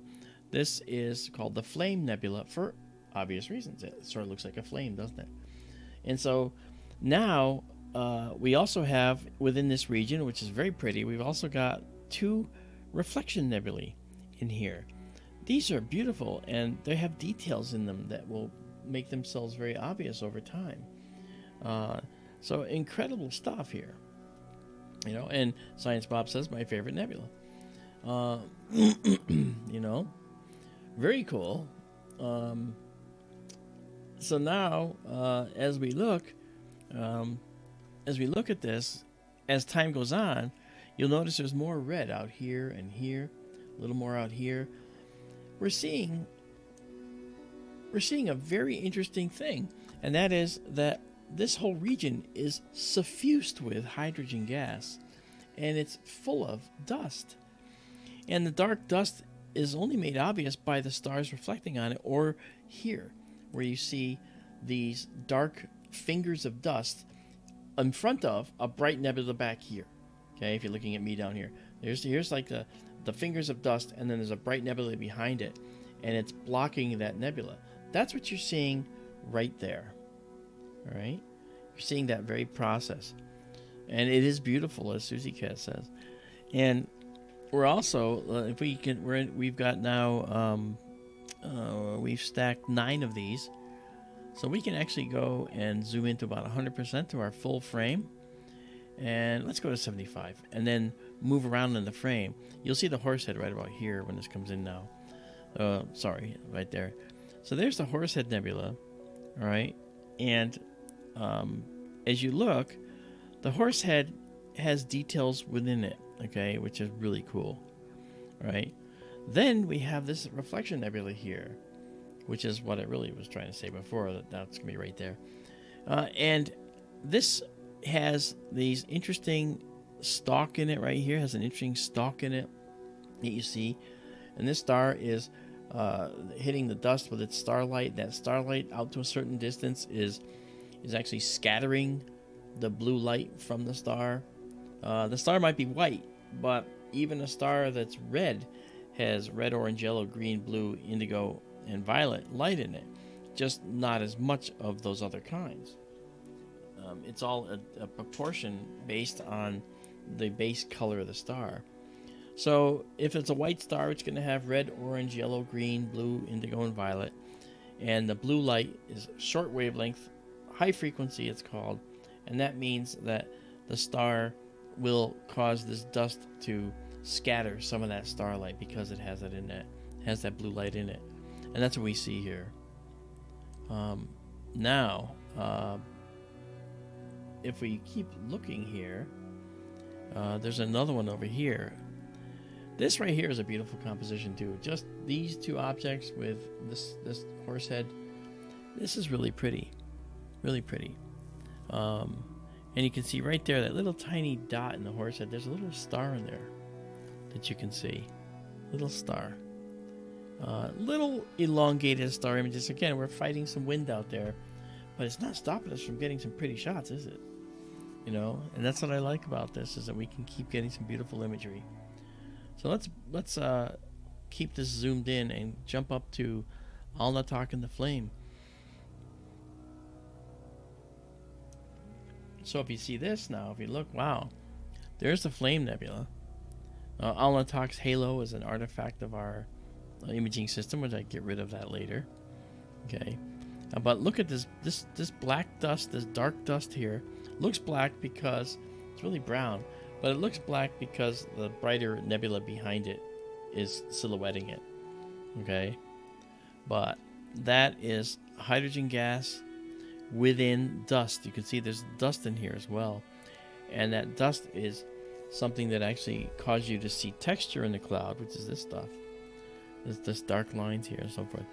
This is the beauty of the Orion region. This is sort of like the winter Milky Way. It's the other end, looking, you know, from Sagittarius we're looking there, say, but then we look back this way and we look to Orion and we're seeing the rest of seeing the rest of the spiral arm that we're part of, in a sense. We're closest to this constellation in reality, because we're in what's called the Orion spur of our galaxy. So we see Orion's nebula far better and far more detailed than many other nebulae, because of the fact that we're closest to it. Look at that pretty picture. Let's maximize, shall we? There we go. This is really pretty.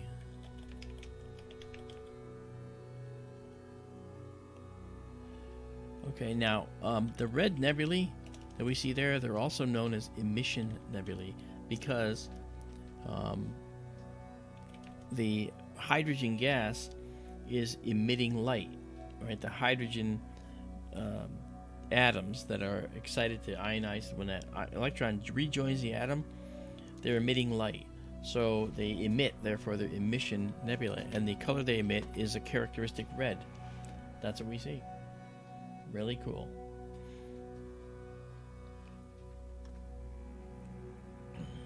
Susie Cat, looks like the dust is giving the finger, causing the Horsehead Nebula. That's kind of funny, isn't it? Yeah, that's fun. Hey there, GSCO77, how are you? Good to see you. Yeah.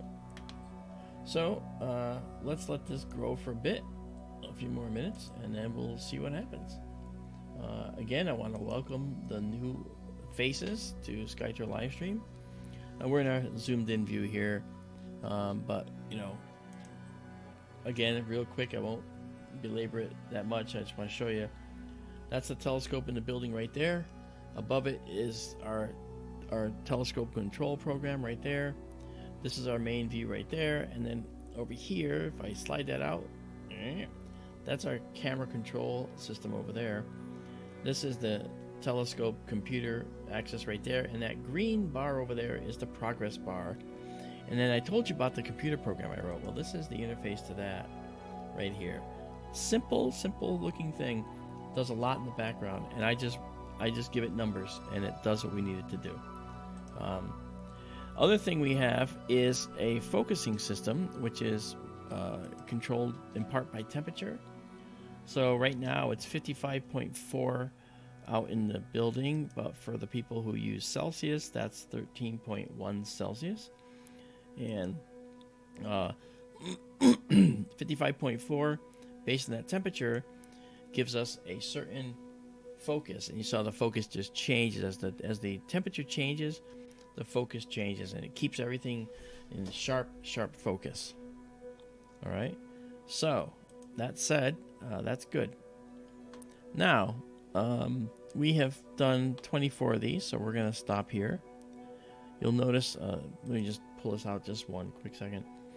Orion is close to the celestial equator, and you know, when you look at the celestial equator, it kind of goes up. It's an arch in our sky. It goes around that way. That's because the Earth is tilted on its axis. So if you extend the Earth's celestial axis, the equator, around the Earth, out into space, it's not going to be near the horizon. It's going to be kind of up in the air somewhere, up in the sky, and that's what we see. So I think that's pretty cool.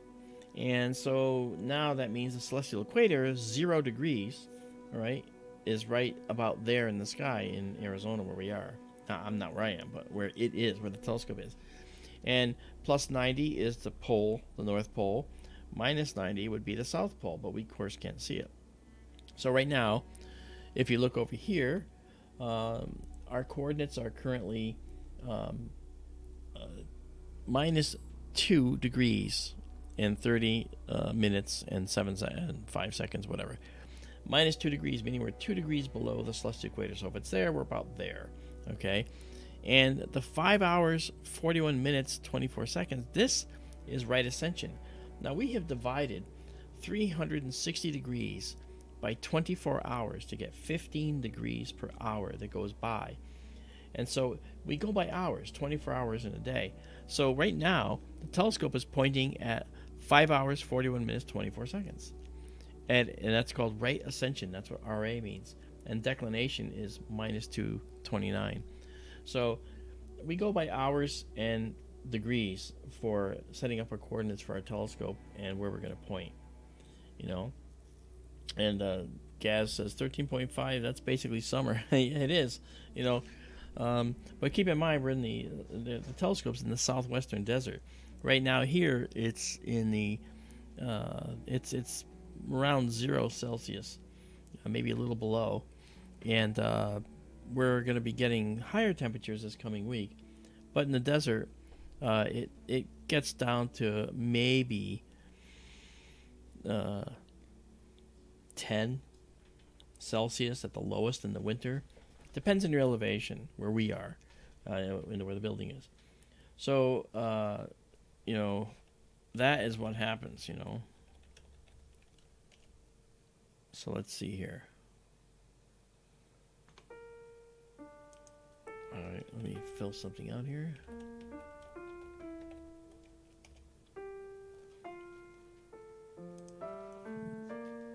Okay, there's the Horsehead and Flame.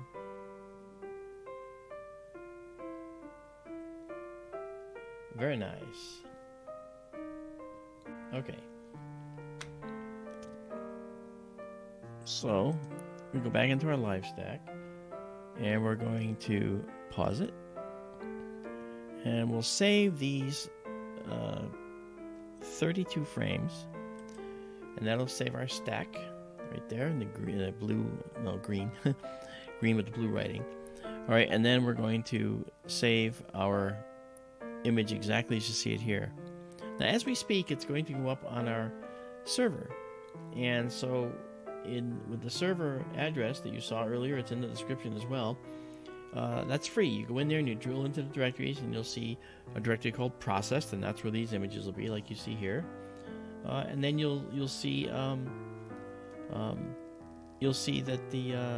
the stack is there too, and the stack is there in case you want to download the stack and use a FITS file program that you can use to look at these for free. They're all free. The images are free. The programs to view FITS files can be free as well. And so that's what this is about. All right, so that's good. So that's done, and what we're going to do now is clear this live stack of the Horsehead and Flame, leave this, and go to the next thing, which I think will be interesting. Let's first of all come in here, and we're going to select 1 second exposure right there. We're going to leave the gain the same, and then we're going to go into what I call a hyper mode, where we're going to actually be able to see it like image, like an intensified view. This way we can see where it's going. All right. What computer hardware do you use? I actually have Science Bob asked what computer hardware do you use. The computer I'm using out there is a a very fast machine, a Ryzen 5 processor, and it's all solid state drives, so there's no hard drives that can go bad. It's basically those little USB drives, but on steroids is what we're using for hard drives. There's a lot of those within. In fact, this computer here we're running this all on, same thing. So it's actually quite good, you know. And let's see. Okay, so now we're at 1,000 milliseconds. So if I go down, you'll actually watch the. If I go south, you'll actually see the telescope, you know, go up a little bit. See, our telescope, the image goes up a little bit. Okay, going back to our planetarium now. Let's check out another object that is on everybody's mind. Everybody loves the Orion Nebula. And to find this one, we don't actually have to tell a telescope to go hunting for it. We'll just steer ourselves to it, shall we? So here's what we're going to do. We're going to go in here to the telescope computer right there. And we're going to tell the telescope to use a faster rate of travel. All right. This is going to be is it half degree per second? Yeah. So a half degree per second. We're going to now skip down in Orion and zip on down. And if I come back to our planetarium for a second, you'll see that we're on our way down to Orion. And all I have to do is bring us down a little bit more. Yes, weird guy, I do. I have a GPU.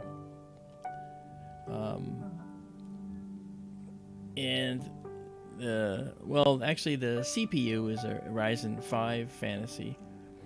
But as far as a GPU, I have a high-end NVIDIA card.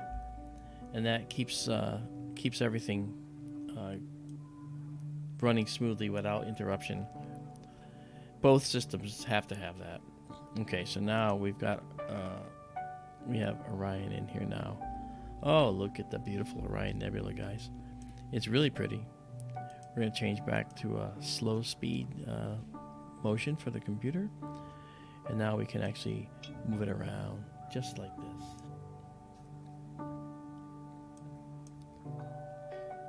Okay.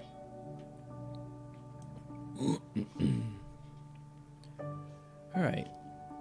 And we'll move up a little bit. Okay. This is a beautiful region, as all of you know. If you've never seen it before, you're in for a huge, awakening here.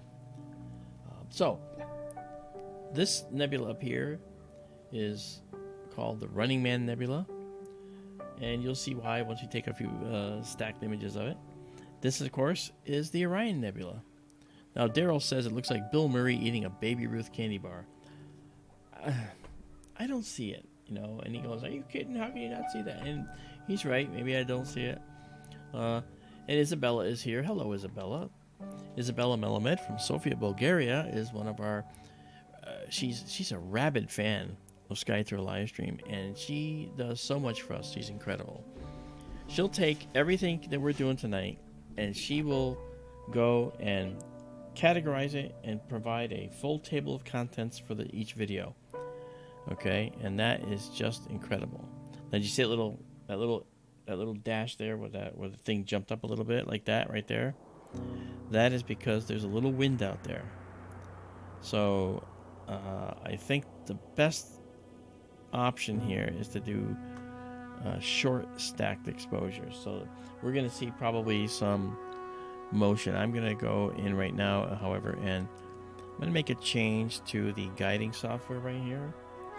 Okay, and I'm going to head down and make that change. So that's going to help us guide better. The telescope is not,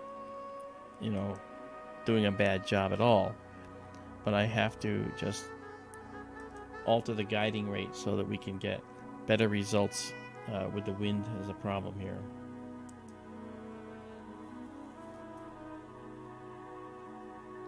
Alright, so here's now We just changed the rate of the east-west motion, which is the right ascension I told you about. And I am now going to change this motion.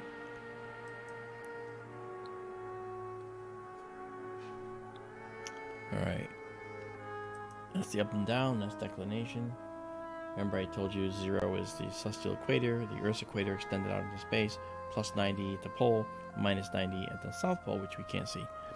Okay, so that's all set. Now we're going to try and do a guided shot now of this right here. And let's do the 1 second just for fun. I want to show you a little more detail of how this looks. It's really pretty. So that's actually a very highly stretched image. Let's broaden this a bit, include more data. All right, and to do that, I'm going to get rid of the other thing we did. We had this way too high. All right, pull that down, and then go back into the stack and do a color correction. Okay, and then do another automatic stretch, I mean. Okay, so now we're going to pull this around. I want to show you something here. I'm going to pull this way out. Okay, see back now in the core of this nebula is 4 stars that are very, very hot. They're also very young. And you can see them right there. Got just a little bit of blade. They're very close to each other. The slightest wind will cause them to blend together. But this is called the trapezium. They're hot and young, and they are responsible for making this nebula glow. Okay, this green that you're seeing here, this is oxygen that's in the cloud. This red is hydrogen gas. All right. Now, if we stretch this back to where we had it before and bring out more data, then you see the full extent, all right? And now you see additional oxygen here. Oxygen is bluish green when it glows, and that's from doubly ionized oxygen. So 2 electrons on the oxygen atom bounce off, and when they come back in, they tend to come in they come into the atom to many different spots in the atom. They're called energy states, but for the most part they all tend to go to the one that makes a greenish blue color, greenish blue light that they give off. But here is this beautiful nebula. Now it's interesting to note this area right here. This has been known as called the bay, because it's almost like a void, but it's not a void. It's actually black material in front of a brighter nebula. Once again, just like we talked about before, it's black material in front of the brighter nebula, and it's sticking out in front of the brighter nebula. Isn't that cool? So let's again, the focus is good, but unfortunately the wind is giving it just a bit of a hassle. Let's back out just a bit.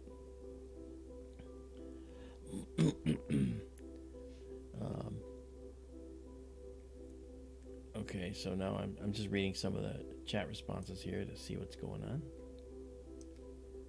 Okay.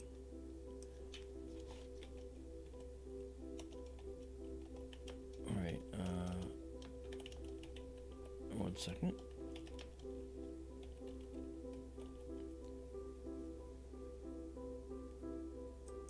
Okay. So this is the running Orion and the Running Man Nebula. So the Orion Nebula and the Running Man Nebula. And they are, of course, emission and reflection. The emission in the red, right, and the reflection in the blue, which you can't see yet because I haven't brought the exposure up high enough. This is a lot of emission down here. Okay, we're getting a lot of oxygen in here along with the hydrogen, and that's why we're seeing this.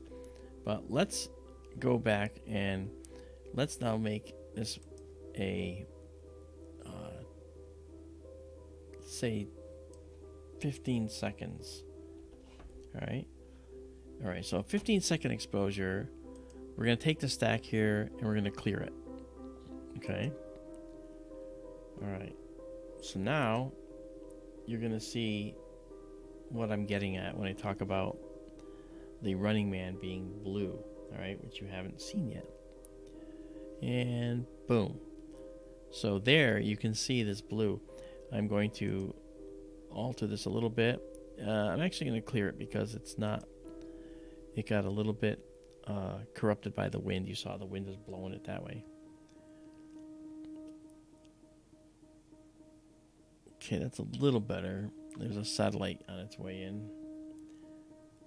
Yeah. Okay, so let's do that, and then this. Let's color correct it. That's a little better, and then let's move our black level back a bit just to kind of bring a little more data out.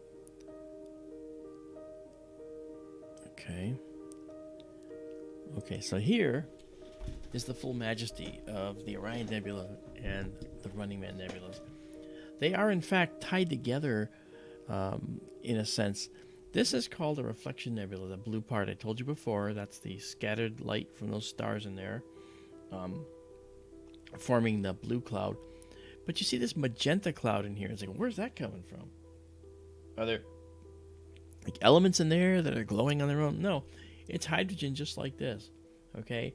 However, it's inside the blue reflection nebula. And when you're taking light into consideration, when you add blue light to red light, you get magenta. So that's why we're seeing magenta light coming out of that nebula.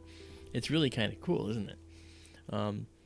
It almost looks wrong, you know, but the universe has a full palette of colors that it uses, and the colors sometimes are, well, oddly placed, you know, and having a reflection nebula surrounding an emission nebula can cause some weird looking results.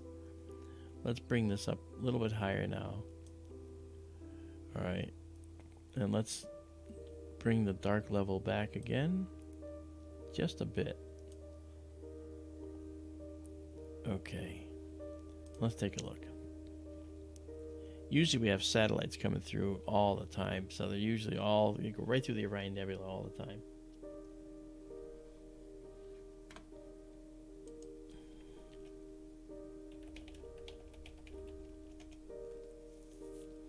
Okay.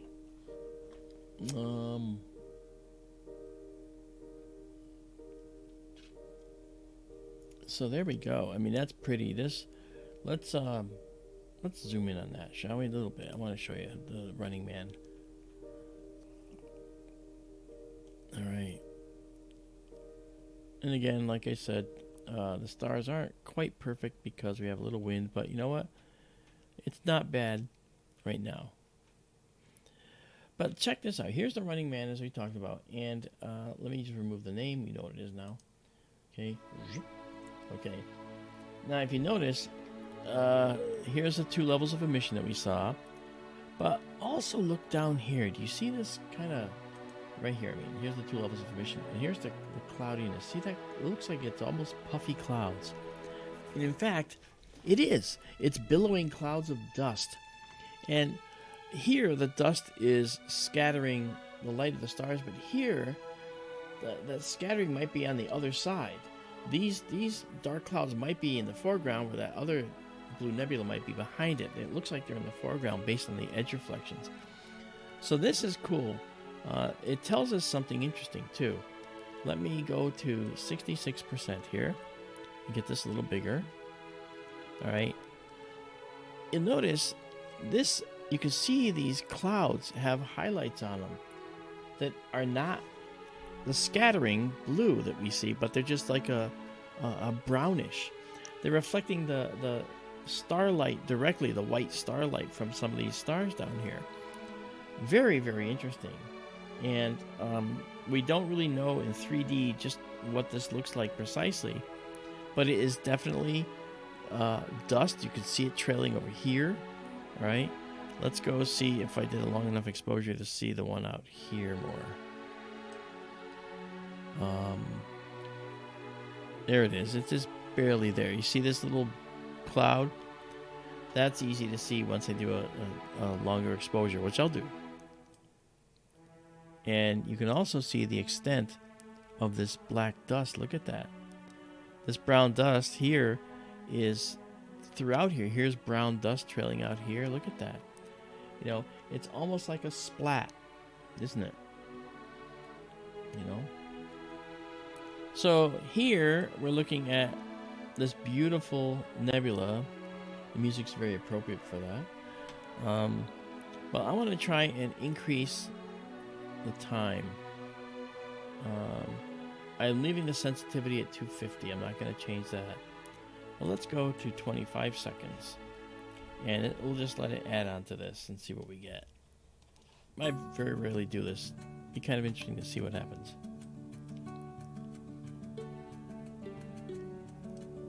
Okay. Our progress bar is going up.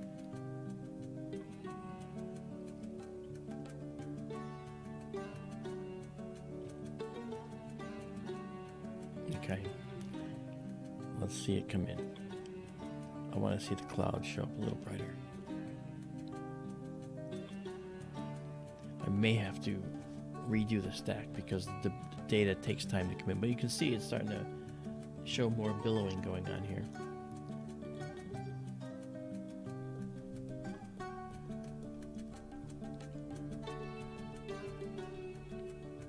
The star shapes are averaging out pretty nicely.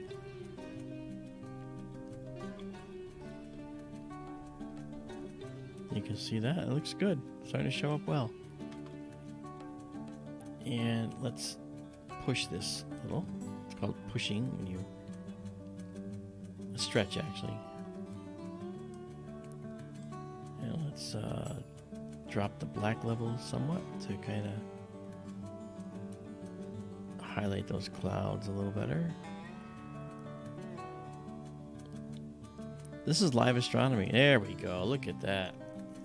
Okay, now you can see that. That's what I want you to see. Look at all these unbelievable filaments and tendrils sticking out here.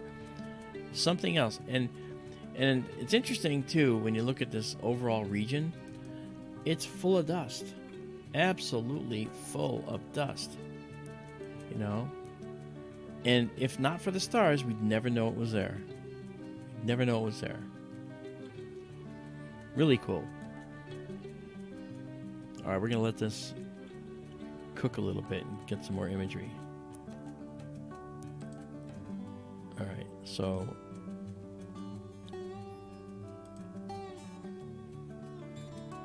oops. One moment.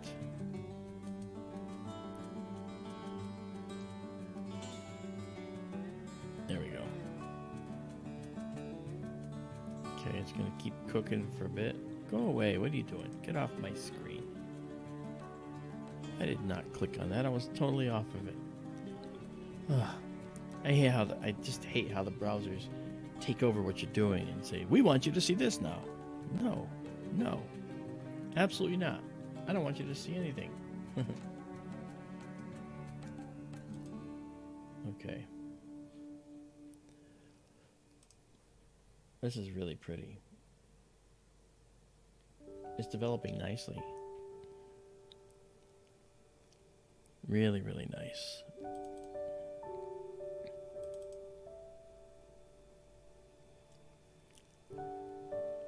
Now, while this is developing over here, I'm going to show you another screen. This is that region that I did. I did this today, actually. This is a mosaic. It shows that entire region and all that dust. Look at all that dust in here. Look at that. And there's that little thumb that's over there on that side. It's really, really pretty. That's a satellite going through. All right. And then down here in the southern region, you can see this guy right here. This is called the 13th Pearl Nebula. And look at this billowing cloud of gas and dust in here. This is outrageously cool. What can I tell you? Right? And so we're actually making, essentially, we're making one of these exposures right now. But we aren't pushing it to the limits. If I wanted to push it to the limits, we could. But it would take a while, you know. I made that mosaic, when I wasn't streaming, because I'd rather do the longer exposures when you guys aren't having to sit through them. You know, because it's fun seeing things after things after things. I just think it's great, you know. Oh, good, Izabela, you hear the music tonight. Oh, thank you for putting that up, Izabela. The Casper the Friendly Ghost image. That's Measure 78. Well done. Thank you. So again, this is where we are. We're looking at the Orion Nebula and the Running Man Nebula. Orion, the Great Nebula in Orion, is as bright as it is because it's very close to us relatively at 1,500 light years away. So you're actually seeing it as it was 1,500 years ago. So there might be subtle differences now in how it looks this moment. And as that light train reaches us, the light train coming from it takes time to get here. And as that light train gets here, we'll see those subtle changes unfold over time. You know? And when we get to see what it looks like right now, will be 1,500 years from now. See? The universe is a time machine. Everywhere we look, we're looking back in time. We look at the sun 8 minutes ago, the moon a second ago, each other a fraction of a nanosecond ago. So it's pretty interesting. You know, when you look at some of these stars, you see them all at different points in their lives. When you look at Betelgeuse, the upper left star in Orion, you're seeing it as it was 750 years ago. When you look at Alnilam and Alnitak on the left and Mintaka up on the right, you're seeing them all approximately the same age except for Mintaka, which is a little different distance. Mintaka is the right-handmost star. You're seeing Alnitak as it was 1,500 years ago or so. So it's really interesting. And everybody, as Susie Cat says, exactly, Mark, I wonder how it looks now. Exactly. We all want to know what things look like right now, you know? Like, did Betelgeuse already go supernova? It's gonna. Did it go yet? I don't want to wait 750 years. What I'd like to do is have it already have gone 749 years, 11 months ago. So next month, we'll see the supernova of Betelgeuse. You know, we're seeing the light that's old, 750 years ago. And I like putting it into perspective. We look at some galaxies that we're looking at. We're looking at galaxies. We'll see galaxies that, we're seeing the light now that left before the dinosaurs died. Okay? In fact, we're seeing light that left like 30 million years before the dinosaurs died. And the light, I guess, was today, that moment, is about that. So it's really kind of interesting how that works, So this is Running Man and Orion Nebula, and they're just beautiful. Beautiful pair. And so now that we did this, now that this is here, we are going to pause this and save this stack. Okay, the sandwich is saved, and now we're going to go and save it exactly as seen, and you'll see the PNG file across the top there in green. There you go. And so we have it saved, so we can clear it, but you might say it's gone, but it's not. Okay, we're actually saving it. Right now it's going up to the server. You'll notice that Izabela will put up a link from time to time, and you can see that the image is already going up to the server when you go up and look, which is kind of cool. Yeah. By the way, if you're wondering where Darrell went, I think his computer crashed, to be honest, because I can't even get him to respond in Skype, and the Skype says he's not even on. So I don't know what happened there. All right. Okay, so this is our 1 second shot in our hybrid mode. Let's go back now to here, our beautiful and amazing, gorgeous planetarium. Now, I won't go there. Let's go. Let me zoom out a little more here. Thank you, Izabela. See, she already put it up. Okay. We did the Seagull, but what I want to do is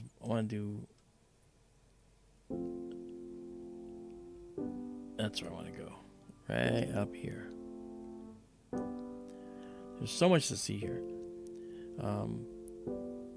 And what we're going to do is do this. Now, if you haven't seen the Rosette, those of you that might have been out here before,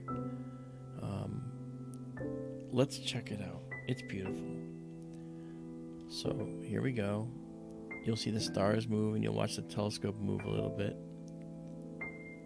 Okay, there we go. And now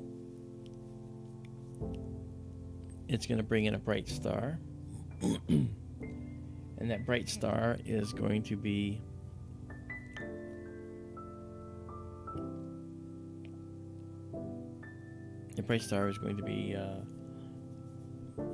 a little signpost. And which star is it? There's a star I remember it doing, but I can't remember where it is, so it doesn't matter. So now that this is centered, okay, it's going to race off to this beautiful nebula, which is right there. There it is. And this is a young cluster of stars that actually made this. And what's nice about this cluster is it's actually it's several thousand light years away from us, but the light from the stars in it has traveled all this way to get here, and these young stars in here have hollowed out the center with their energy, with their stellar winds. And this is all glowing hydrogen gas out here. And you might say, well, I can barely see it. Well, that's because it's only a 1 second exposure that we're using this at. You know, when I actually take a photograph of it and stack it, well, then it gets really, really interesting. So here we go. Now we're going to bring it up.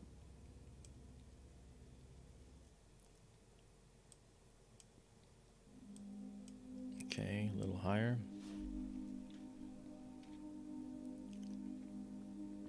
Okay, that looks just about right.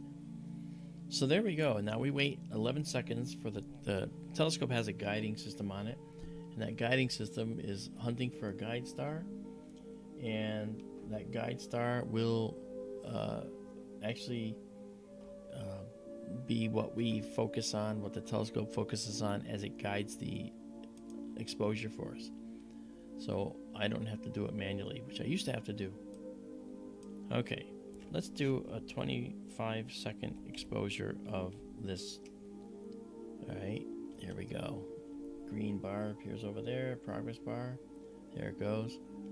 And we'll get out of our hyper mode and go into live stack mode. Now, get ready, because this is a beauty. This is going to really make you say, wow. And I thought the Orion Nebula was beautiful.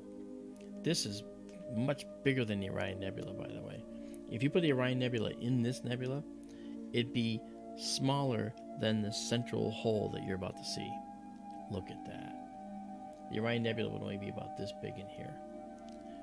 Okay, this is beautiful. Let's do the color correction first. There we go. And then let's do a correction for there. There we go.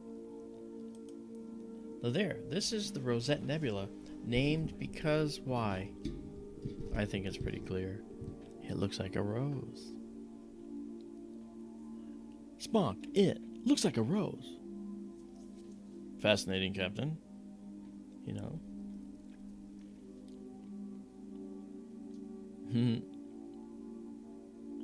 That's right. Susie Cat says, so much has come to pass. If William Shatner, as Captain Kirk, had one of these, okay, then he'd be like, Kirk to Enterprise, Scotty, I've got to get more of these things. They appear to be a phone. You can even make a phone call. You know, I saw it. It's through. We can make a call.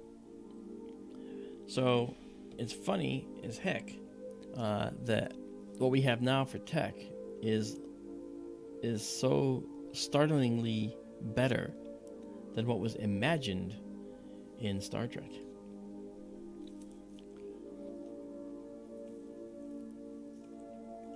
Little story about William Shatner. I went to see him once at where he was doing a talk, and I got to meet him, but not because I was anybody special, but because he plowed out of the stage door in order to get the heck out of there at the end of his talk, and he ran right into my father and knocked him right down by accident. And he's like, oh my God, I am so sorry, let me pick you up. And he picks him up, and they start talking, and Shatner gets in his car, rolls down his window, and starts talking to my father. And I was a kid at the time, okay? I had to be maybe 12. And I'm looking at Captain Kirk talking to my father. Captain Kirk knows my father. My dad knows Captain Kirk. That's what's going in my head. And it was hilarious. And he ended up talking to him for about 15 minutes. And my dad said, oh, no, it's okay, Bill. You know, I don't have a problem. And he goes, oh, that's so good. I'm sorry I have to run, but I have another thing to do. And my dad said, no problem. Nice to meet you. They shook hands. My father shook Captain Kirk's hand. I'm a 12-year-old like this. Wow. And when my dad came back, he said, yeah, he seems to be a nice man. Okay, let's go home. I go, Dad, wait a minute. Can you shake my hand? And he shook my hand. I said, wow, that's the hand that just shook Captain Kirk's hand. Wow. I'm not going to wash my hand for a while. You know? And Shatner was wearing some kind of cologne, and I could smell it. You know, it's like, wow. You know, this is amazing. So it was really kind of funny. And did I think about getting an autograph, Lewis? Jessica? No. I was too stunned. I was like, wow. But I could have got an autograph. You know, my father got an autograph. Well, he got it on his forehead. It was the stage door imprinted on his head when Shannon came out. Oh, hit him and boom, right down. Oh, yeah, it was really funny. I think that's hilarious. You know? And you know what the thing is? Like I told you, at age 9, I knew I was going to be an astronomer, okay? And at age 9, I had been seeing, at age 9, I was watching Star Trek, the original series, seeing episodes like The Trouble with Tribbles, you know, love those little guys, you know. Oh, look, it's purring, Uhura would say, you know, it's going, and the Klingons hated them, and they hated the Klingons. Really, really funny stuff. Well, yeah, Star Trek was sort of a progenitor to a lot of technology that we use today, isn't it? Or at least you could say it was. You know, science fiction becomes science fact. Very important, you know, and to those of you that are interested, I don't know if it's interesting to you, but I did, and I'm not trying to, you know, say it because I'm like hawking it or anything, but the truth is, it's important because you might find it useful. I wrote a book called The Populated Universe, and the subtext is, you know, life in the universe might be the rule, not the exception. And it's got a lot of artwork in it that I've done myself, but it also talks about life on Earth, how it developed here, and why it's likely that it would have developed elsewhere, not as us, but as likely intelligence, and that's something very important. That's the smaller version. I have the big, oversized, full-color version. It's all on Amazon. around the world. You can get it anywhere. And the nice thing is, the book really showcases what we know about science in terms of exoplanets. Now, in my astronomy world, I spent most of my time looking at exoplanets. When I worked in an observatory, actually, when I was getting my degree, I was actually working on a parallax program, which was looking for the distances to the nearest stars using parallax. And parallax, as you may remember, is, if the distance from one side of the sun to the other is each eye like this, right? Then this is a nearby star, and the farther stars are over at the wall. If you blink your eyes, okay, here I'm on the left side of the Earth's orbit, here I'm on the right side, the star appears to shift against the background. The amount of that shift can tell us the distance of the star quite accurately when it's close enough. When it's farther away, that it diminishes, the capability diminishes. But it's really interesting because when we were finding distances to nearby stars, we're doing the same thing with planets and doing the same thing but using different mechanisms to find these distances.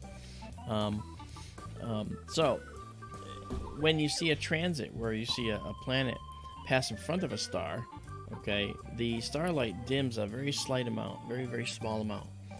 And that small amount of dimming is something that we can see and record, and we do. So that said, Vera, thank you. So that amount of dimming is how we actually detect these exoplanets, and how long they're in that in front of the star, and the characteristics of how fast the starlight dims. And it's not a whole lot of dimming. You need very sensitive equipment to actually tell what it's doing. This image is coming out really pretty, by the way. This is looking nice. I'm going to try and process it a little more while we're here. And so, when we look at exoplanets, we find that we're looking at other worlds around other stars, and of course, depending on the distance of the star, that world can be. We could be seeing it several thousand years in the past, or we could be seeing it a few tens of years in the past, because we've detected planets that are really far away. There's one we found, it's 12 billion light years away. The universe is only 13.8 or so billion years old. So this planet formed very soon after the universe formed. And that's kind of what's happened in the universe, is there's been a sliding window of planetary formation ever since the universe was formed. From a certain point forward, the universe started making planets. Yep. I personally think that life on those planets will be carbon-based. Look in this nebula, okay? And you're seeing all these many stars, okay? But this is a hot young cluster of stars here. It's hollowed out this cavity, all right? And this stuff here is dark nebula. These spindles are dark nebula.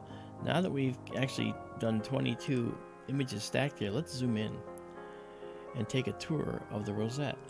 This is kind of neat because you see things in here that give you clues about the universe. The guiding is very good on this one. And so let's see here.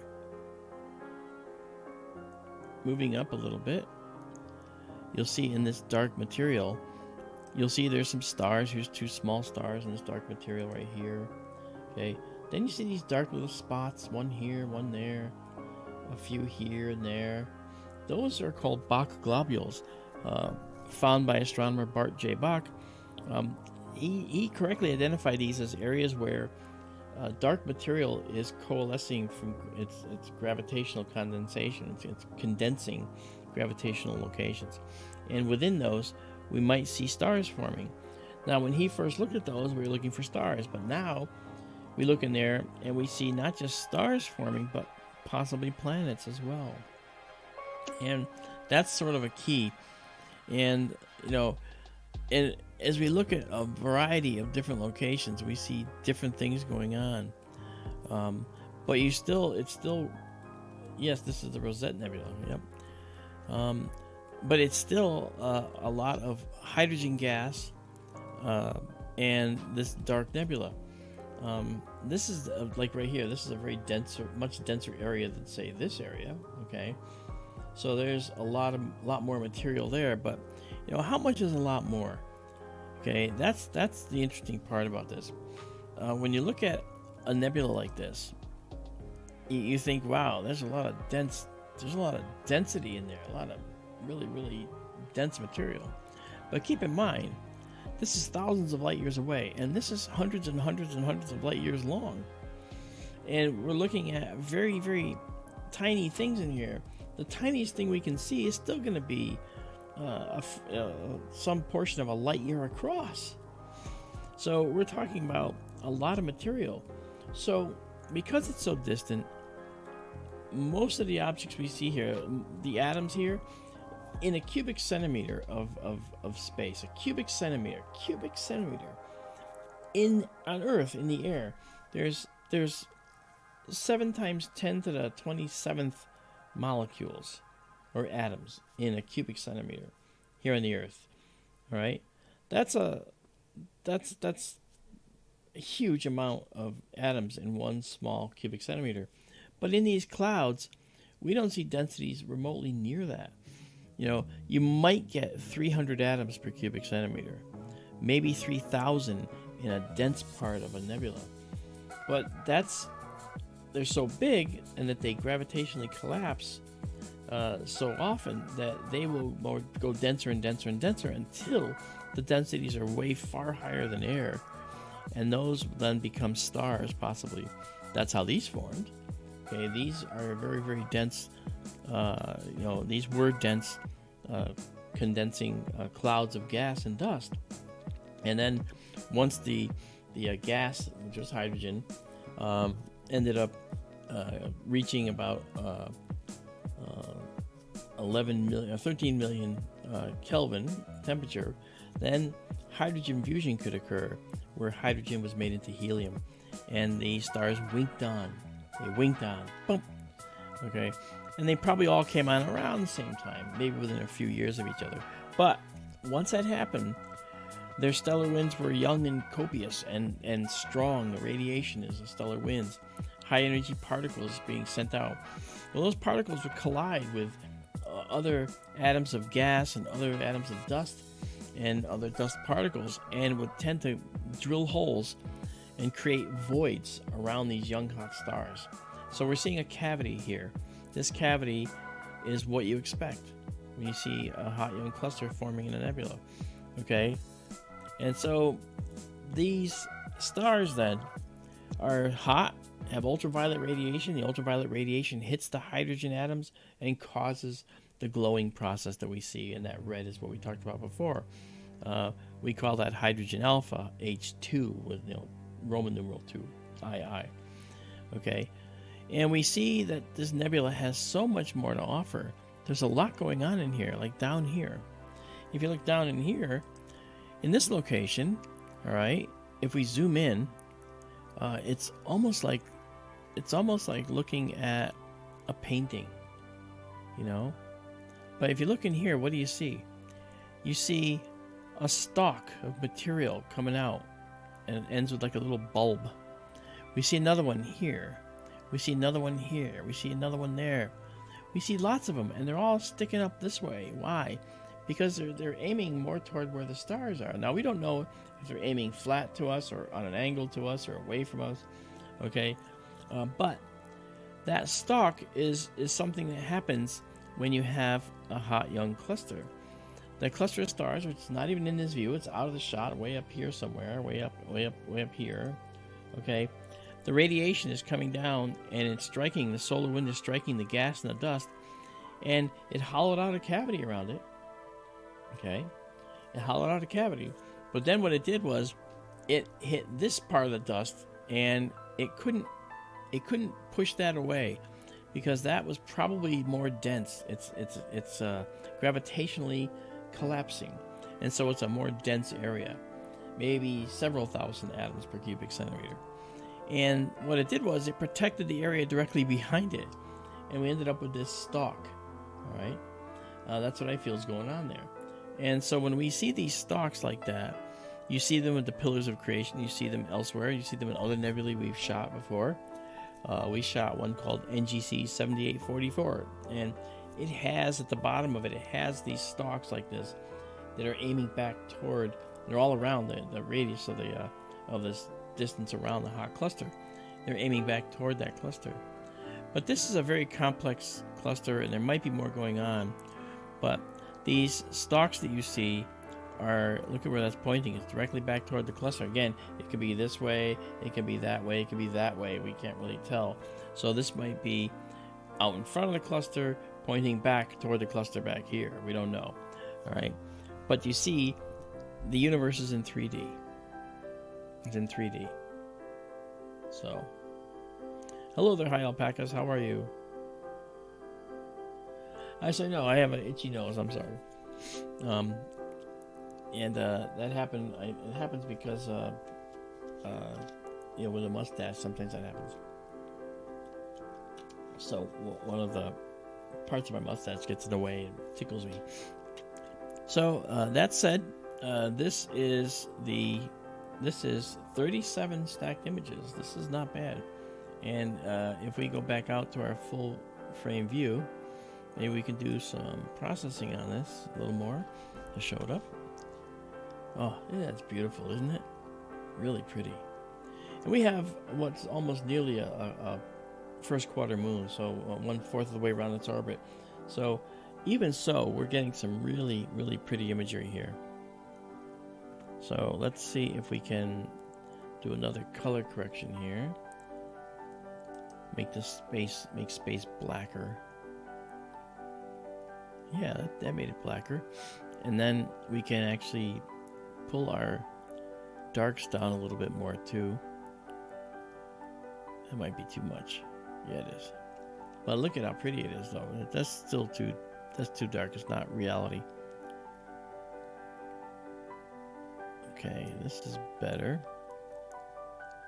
But again, the higher exposure allows us to see detail that we wouldn't be able to see if we took a lower exposure simulated with something like this. This is what the cluster would look like in a small telescope that you can hold up. It would look like that. But the bigger aperture, the bigger your aperture is, the more that becomes available to you to see. All right.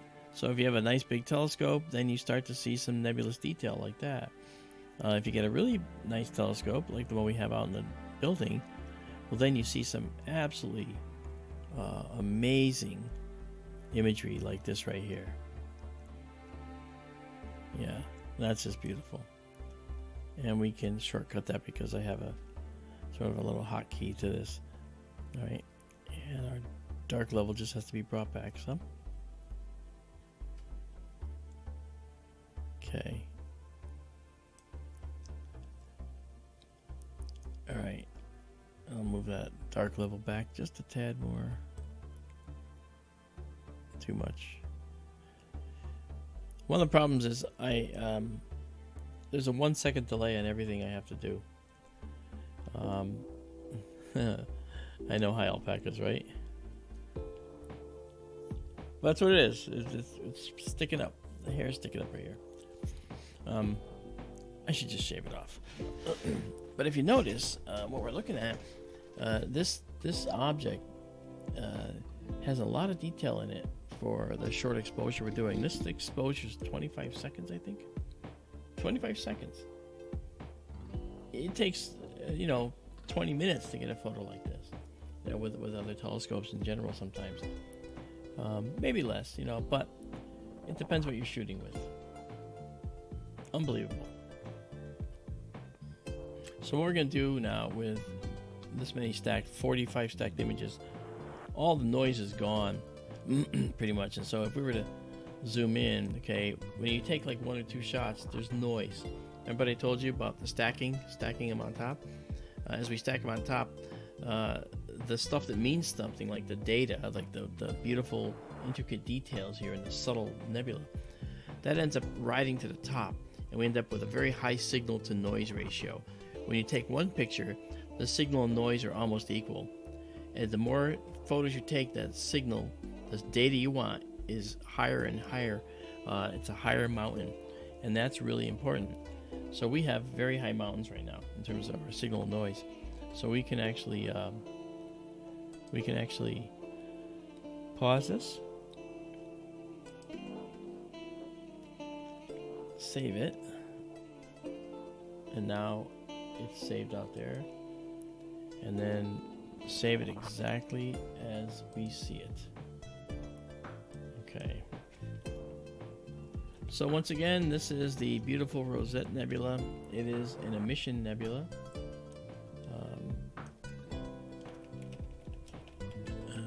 And so for the record, there we go.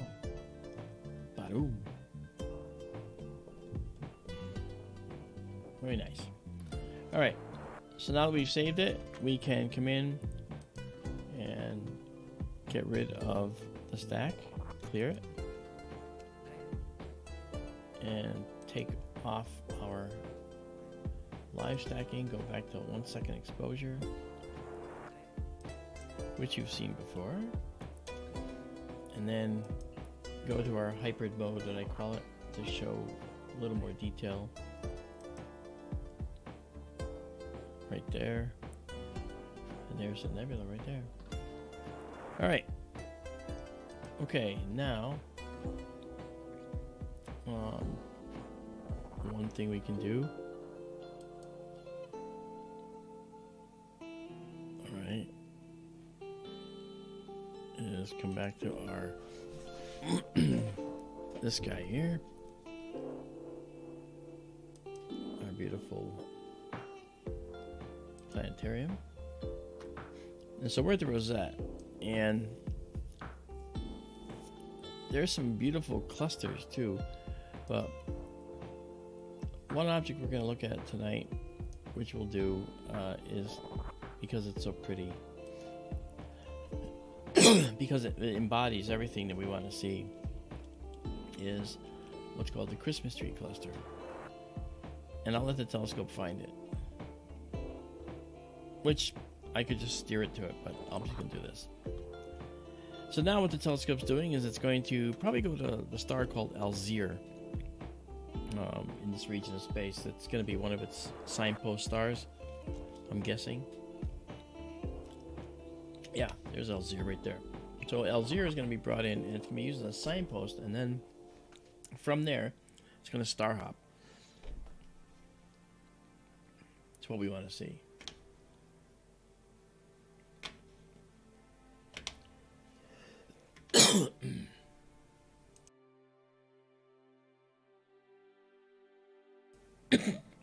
Okay.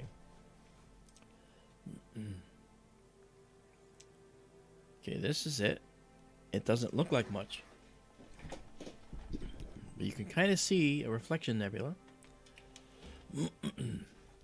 But there's more than meets the eye here. I'll show you what I mean. And what you have to do in order to do a successful stream like this is not look at the time. Because when you look at the time and you realize just how long you've been doing this, you know, and you know, people who have been with us with other streams,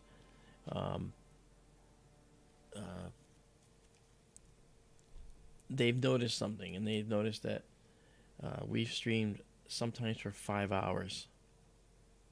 Not even noticed it. Okay. So I'm going to pull this down just a little bit.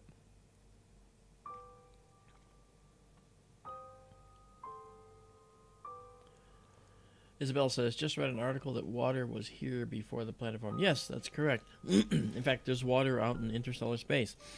And water molecules are on those dust grains that we kept seeing photos of. In fact, when we take photos here, you're going to see this beautiful dust here. And that dust has ice on it. Carbon monoxide, water ice, carbon dioxide ice, CO2. And that water ice, water is very common because hydrogen is very common, oxygen is very common. Hydrogen is the most common, oxygen third most common in the universe. And then carbon is the fourth most common. So, Dean, that's not a dumb question. There's no stupid questions. Dean says, why can't we image the asteroid belt? The asteroids are generally small. And here's the funny thing. If you add up all the mass of all the asteroids in the asteroid belt, which is out past Mars, between Jupiter and Mars, if you add up all that mass, the mass results in something together. If you say, well, let's make it all a planet, the size of that planet would be smaller than our moon. In fact, it's only the amount of mass that's about 1/4 of the size of the moon. 1/4 of the moon's mass. So that's how many asteroids are out there. They're very small in general. The largest one is Ceres, and the next largest one I think is Vesta, and then beyond that they're all little tiny things, a couple miles here, a few miles there. I think Ceres is like 600 miles or something like that, and the biggest asteroid. So at the distance they are, the most we could ever see is a little tiny point of light, kind of like that little point of light right there. But you wouldn't know it was an asteroid unless you took a time exposure and watched it drift through the field. Okay? And we've done that before. We've seen that. Okay, let's image this. This is the Christmas tree cluster. This is the Cone Nebula. Why is it up there? That's a little too high. Let me bring it down a little bit. But it's up there because I want to show you something else. Susie Cat, it's 5:22 a.m. where you are in Scotland. That's about right. Yep, 5:22 where you are. It's 5 hours difference to Greenwich Mean Time. So here is this, here's that, and then we have this thing down here, which when this goes away, you'll see it. There it is. This looks like a little comet. You might say, I discovered a comet. Well, that's actually another little nebula called Hubble's Variable Nebula. And I just want to show you this and take a photo of this. Let's do the wind. I was seeing it was bothering us a little bit, but I'm going to do 30 seconds here. All right, we're going to do a 30-second stack. So in order to do the stack, I have to drop out of this right here. Okay. Oh, that's 30 milliseconds. I don't want that. I want 30 seconds. I hit the S. All right, 30 seconds. Okay. Now let's go back into our stack, and we'll see this show up after 30 seconds. That's the Rosette. See how quick it showed up? So we're going to clear that.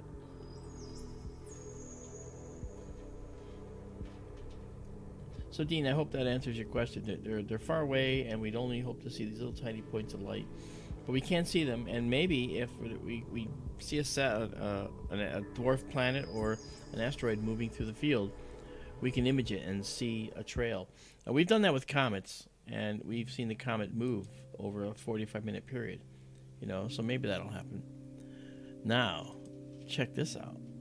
This is the first shot. There's a lot going on in this image. We're looking just in a constellation called Monoceros, the unicorn. Mono meaning one, and Ceros, horn. And this is a reflection nebula. This is an emission nebula. Okay, this is that scattered light by the dust. And then within the dust, you also have hydrogen, and it's being ionized by hot stars up here, and it glows. This down here is a weird little strange shape. That's actually a cone, but this is dark nebula all throughout here. As you'll see, this is going to be really obvious once this starts to come in. This dark nebula also has this little tongue of material on it, which is actually in front of the nebula behind it, which is why you see the red glow behind it silhouetting it, right? So that said,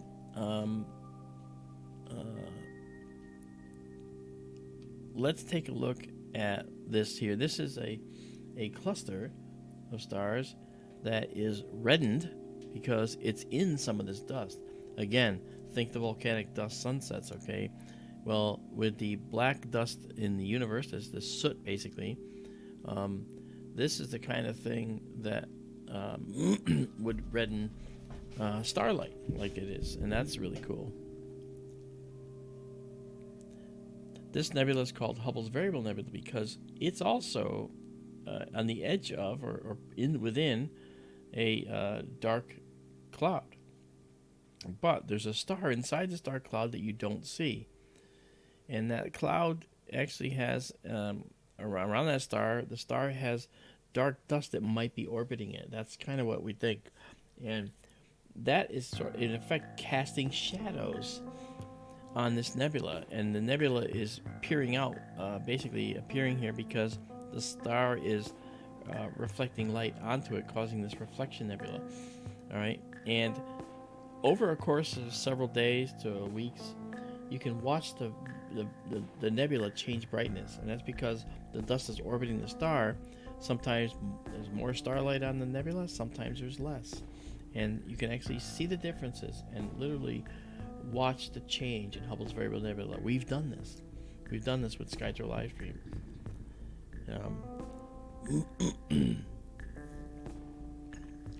Okay, we have stacked now 6, so let's zoom in and see what we can see that might give us an indication of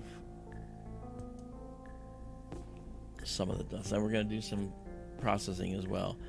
Okay, a little elongated, obviously. The wind is doing a number on us right now. But there's Hubble's Variable Nebula.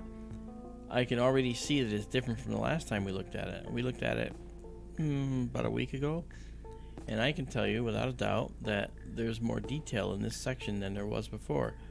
Clearly, the star inside is illuminating the dust differently. So it's got a blocker has come in front of that star and is casting a shadow. This red line here is actually a dead pixel on the sensor, and it's moving because of the fact that the telescope is correcting for the position. But momentary movements by the wind can cause it to look oblong like it has. Okay. So so you can see an idea. Let's go look at the drift graph. This is telling us the moment-to-moment information about how the telescope is guiding. And on windy nights, okay, like this should be a line that follows that vertical one fairly closely. It should follow this line here, but it doesn't because of the fact that it's windy, and so it's blowing it around. And usually we're within 2 pixels. Those are pixels across the top. 2, 4, 6, 8, 10. We're usually within 2 pixels of the line, and it makes a sine, like a sine wave, because there's some error in the drive, which is normal for these telescopes. But in this case, we're seeing it go all the way out to like 6 pixels or more, even 8. And that's because of the fact that it's got an issue with the wind. So it's doing its best. All right. Okay, so, and as we're speaking, you can see this red line kind of creeping up in length because of that. That's all right.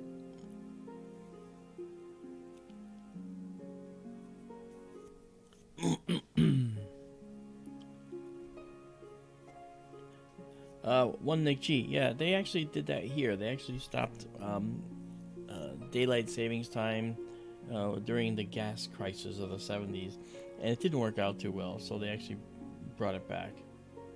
You know.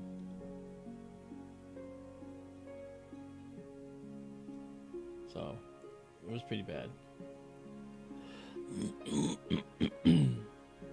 I am Locutus of Borg. Oh. These are cool little guys. It's one of these things. All right, so that's that guy. And now, if I bring it up, you can see some red nebulae around here. And when I come back over here, you can see the cone. And albeit it's a little blurry tonight because of the wind, but check it out. That's the cone. There's one pillar here and another pillar right there. Again, probably being being evaporated by a star. You know, one of these stars in this cluster up here, in the Christmas tree cluster. But this is an area that's probably dense, and it's protecting what's behind it, essentially, most likely. As soon as you get, the Hubble's Variable Nebula does look like a comet. There's no doubt. It looks like a comet, very much so, and that's one of the things that we mention when we see it. It kind of looks like a comet. It's certainly not, because it's always there. It never changes position, but very fascinating. All right, let's see now. I'm sorry about it being blurry. That just kind of stinks. Well, let's go back out to 100%. I'm sorry, I meant to go to auto. I apologize.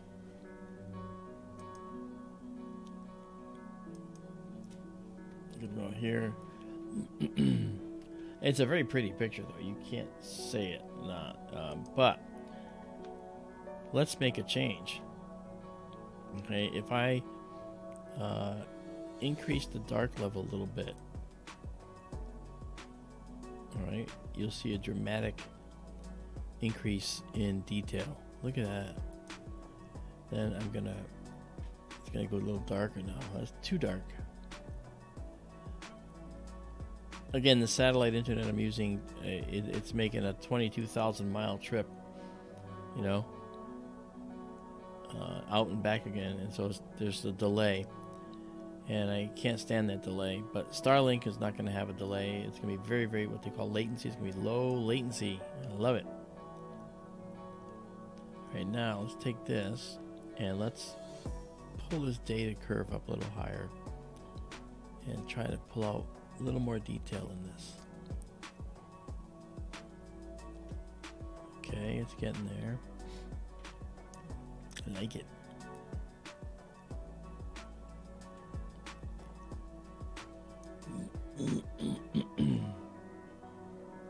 Okay.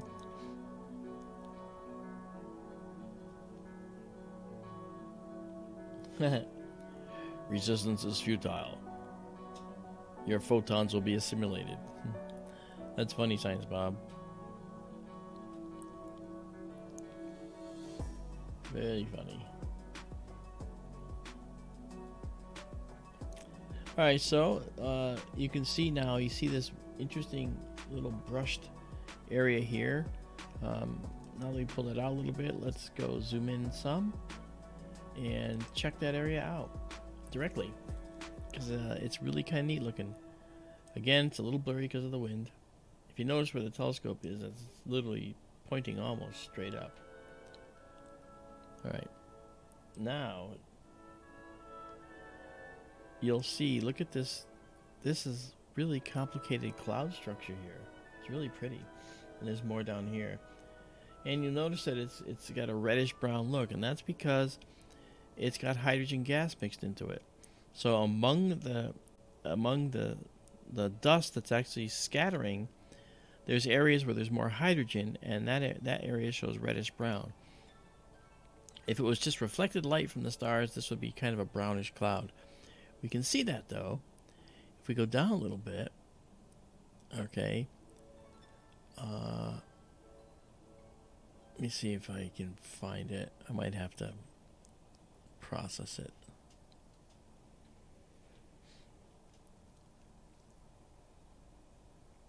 Okay. This is like a direct reflection here, and it's sort of a brownish cloud as opposed to the reddish brown. Pretty cool. So let's go jump out.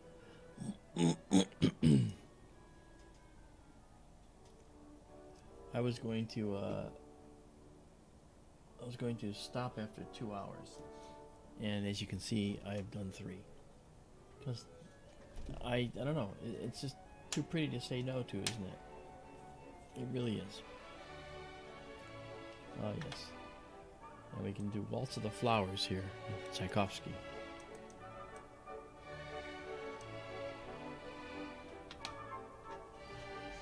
How pretty.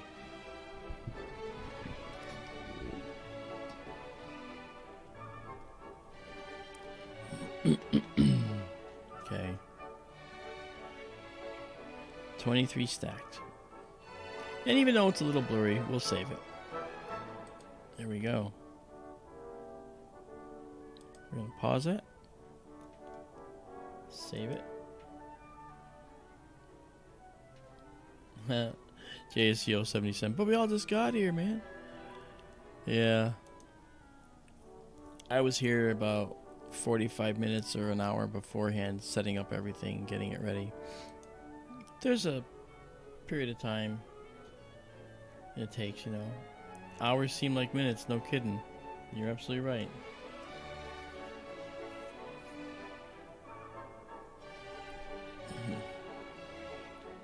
You can't stop in the middle of a classical waltz now, can you? Okay, so I think I just saved it, didn't I? That's okay, I'm gonna do it again. Better safe than sorry. I think I just did this, but that's okay. If there's two out there, there's two. Alright. Okay. Let's clear this. And go out of that. Go down. This will be instantaneous when we have Starlink. Starlink is due this month, by the way. At that location. Yeah. And it's very easy to install. I don't even have to go out there to do it. It installs itself. Judy, good to see you. Thank you for coming by. And I hope you have a good night. Judy McClellan. And you're from Canada, I believe? Are you from Ottawa? Which is how Ottawa is really pronounced? My mother was a Native American and Irish, so we have a lot of Indian pronunciations that we're familiar with. Look at that. That jumped because of the wind. That's good that we quit just in time. Alright, so let's get out of this and... Alright, that's fine. And now go here and drop down a bit. Alright, go to our planetarium. Alright, I want to find something cool to look at.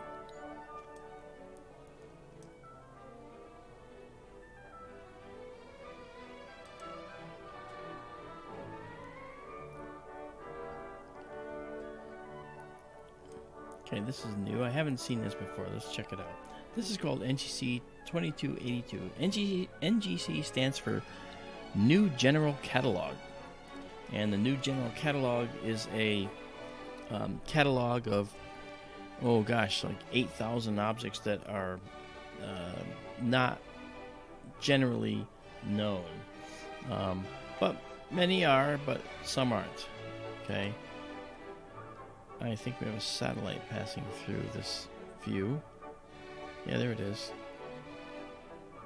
You watch it go. The wind is blowing pretty strong there, see that? But I can recognize a satellite passing through right there. There it goes. It's not curving, that's the fact that the telescope isn't lined up on it perfectly. Alright, centering the star called Gomeza. And now from there it's going to go right down. Yay, the unknown, JSCO says. Yeah, this is the unknown. Because I think this is what we're looking at right here.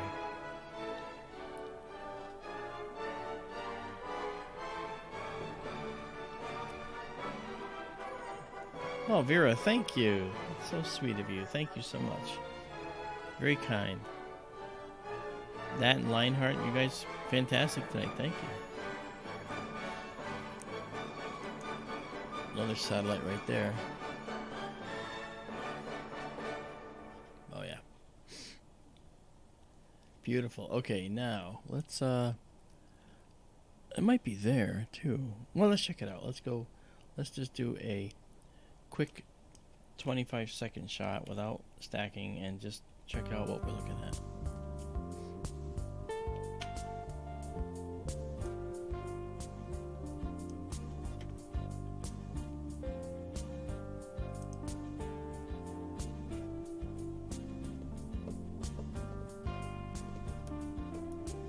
There we go. Let's see what we're looking at.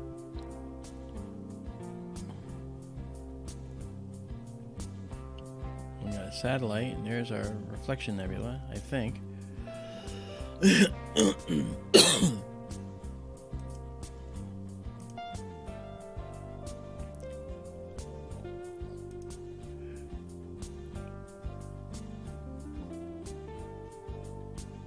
Yeah, interesting.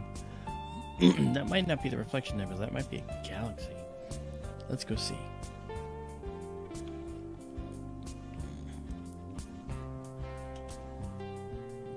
Let's zoom in.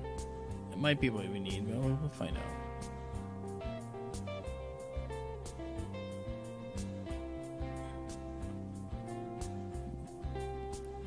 Okay. No, that's it, because there's that star right there is this star right here.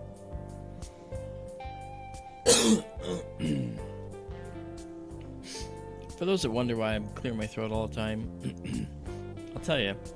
I actually had surgery 6.5 years ago, and I woke up as a quadriplegic and blind because the surgery went sideways, and so that's because during the surgery I actually ended up having 8 major strokes, and my family was told I was not going to live and all that, but I was in a coma for a week, and they were saying all these things to my family, but I was wide awake hearing this, and I kept saying, I'm not going to die, I'm right here, guys, hello. But so I was locked in. It had the worst of both worlds, but I wasn't fearful at all because I knew I was going to be fine. And then I ended up starting to heal my brain. I actually figured out a way to heal what went wrong.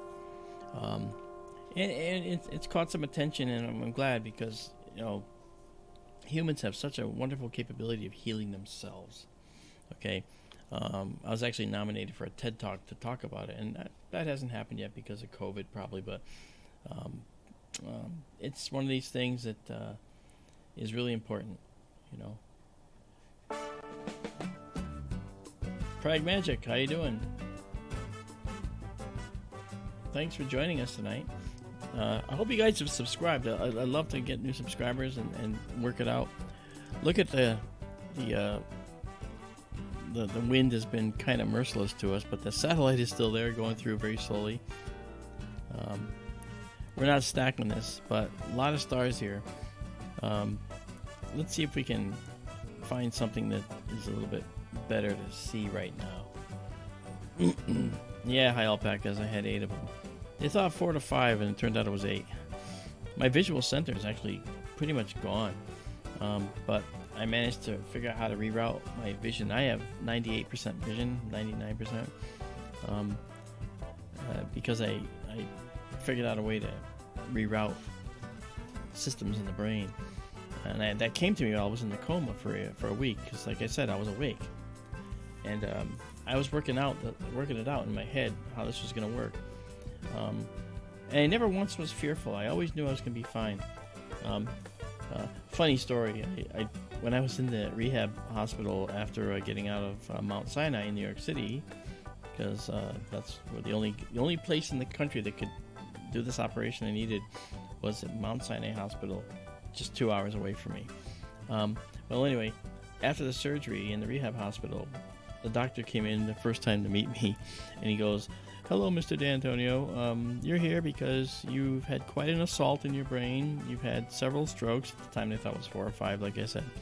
He goes, "But we're going to hopefully see if we can get you some mobility back, or, and I'm not sure about your sight. To be frank, that doesn't look good. But we'd like to just let you know that we're going to support you and get you as far as we can." And I said to him the following words.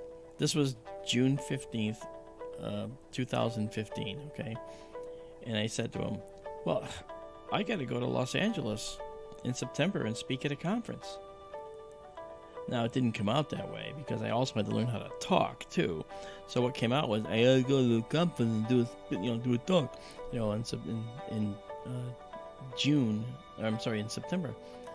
And I literally heard him say, because I couldn't see him, I heard him go, like, are you even sure what, you even know what's happened to you? He said to me, do you understand what happened to you?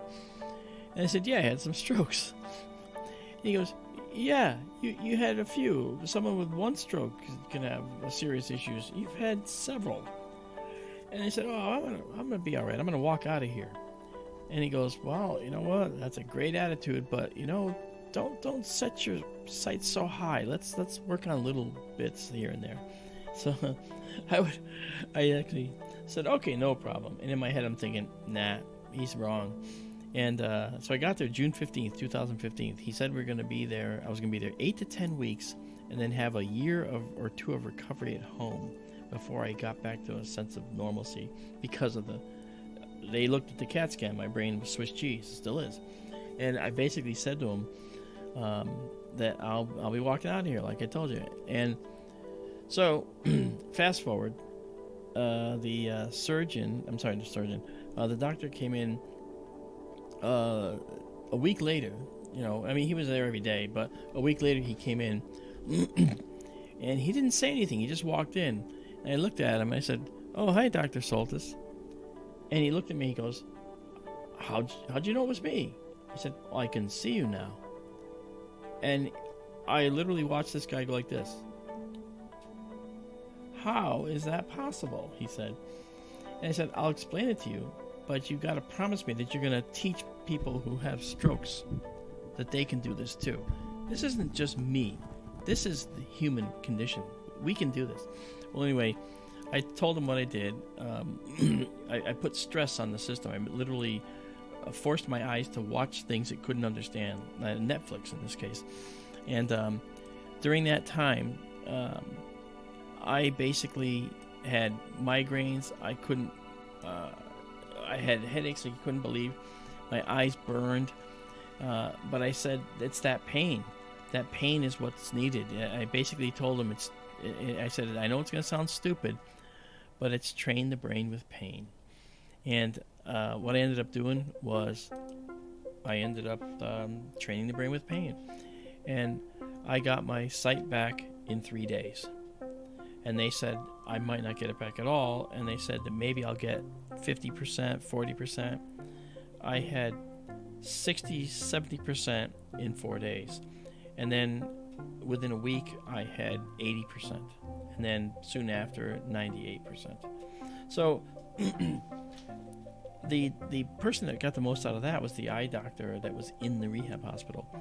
Okay, he went crazy because I was blind, and he pronounced me. He said, "You're rather profoundly blind." He goes, "Let's hope that you can improve something. Maybe you can see light and dark." He said that, and I kind of laughed. I said, "Yeah, I'm going to see everything. No way." And he says, "Well, let's be cautious, but let's hope you're right." Okay, we're going to go to this beautiful object down here called the Seagull Nebula. Right? I just have to change my exposure here. And so he said to me, well, let's hope you're right. And he says, I'll see you in 2 days. Well, 2 days later, I had 50% of my sight back. And I asked him to put up, that's probably serious. Oh, it is serious. I asked him to put up the eye chart. And he goes, eye chart? He says, you can see the white square on the wall, the white illuminated panel. I said, yes, I see that. And he was like, I couldn't quite see him perfectly yet. How can you see that? I said, I've been training my brain. I've been rerouting. I was just saying it matter-of-factly. And he was just like, I don't know how people can do that. I hear people say they can do that, but I go, no, you got to understand you can do that. And that's what this is. And I told him that, and 2 days later I went back to him now. Remember, 3 days. And now I had almost 70% of my sight back, maybe 75% if you think about it. And I started to read the eye chart. And when I started to read the eye chart, the guy was giddy. He was going, how do you do that? How are you doing? That's amazing. How do you do this? I said, I'm trying to tell you, man. It's first of all, it's a little bit of a product of desperation, okay? I'm trying to learn how to see again. That's kind of a biggie. That's something big that you do as someone who's lost their sight. That's a major thing. So I'm kind of dedicated to it. And he just went crazy, and he ate up everything I told him. He wrote it down. I could see him writing it down with these eyes. And I told him, you should tell people that this is what they can do. They can reroute their brain, and that's something very important, So anyway, suffice it to say that when I left, he was definitely someone who was on my side, totally gets it. Well, July 3rd rolls around after all this stuff. July 3rd rolls around, and the doctor who said I was going to be 8 to 10 weeks with a year or two of recovery at home came in and basically said, I don't know how you've done it. And he goes, but we're sending you home. And I said, well, it's okay, and I was now talking normally too. I fixed that by asking for a mirror once I fixed my eyes. And I looked in the mirror and watched my face and watched what my mouth was doing when I was talking. And there were certain words that weren't working right. So I would reach up with my hands, which I got working again because of another process I went through to get my hands and legs and arms and body back. And I started moving my lips around, saying, no, this is where they got to be to say that word. And it's as if the brain said, oh, I get that. I remember that. And it started to reproduce it on its own. And believe it or not, the word that I had the most trouble with in the English language was actually the word word. W-O-R-D. And it came out with, like with, but with. And it was just strange. So I moved my face to make it look right. And then it came out words. And my brain said, I remember that. And I said, how many words can I say? Perfect. I was like, that's it. The brain just needs those little signals, those little triggers, and then it remembers. It's like, wow, that is so cool.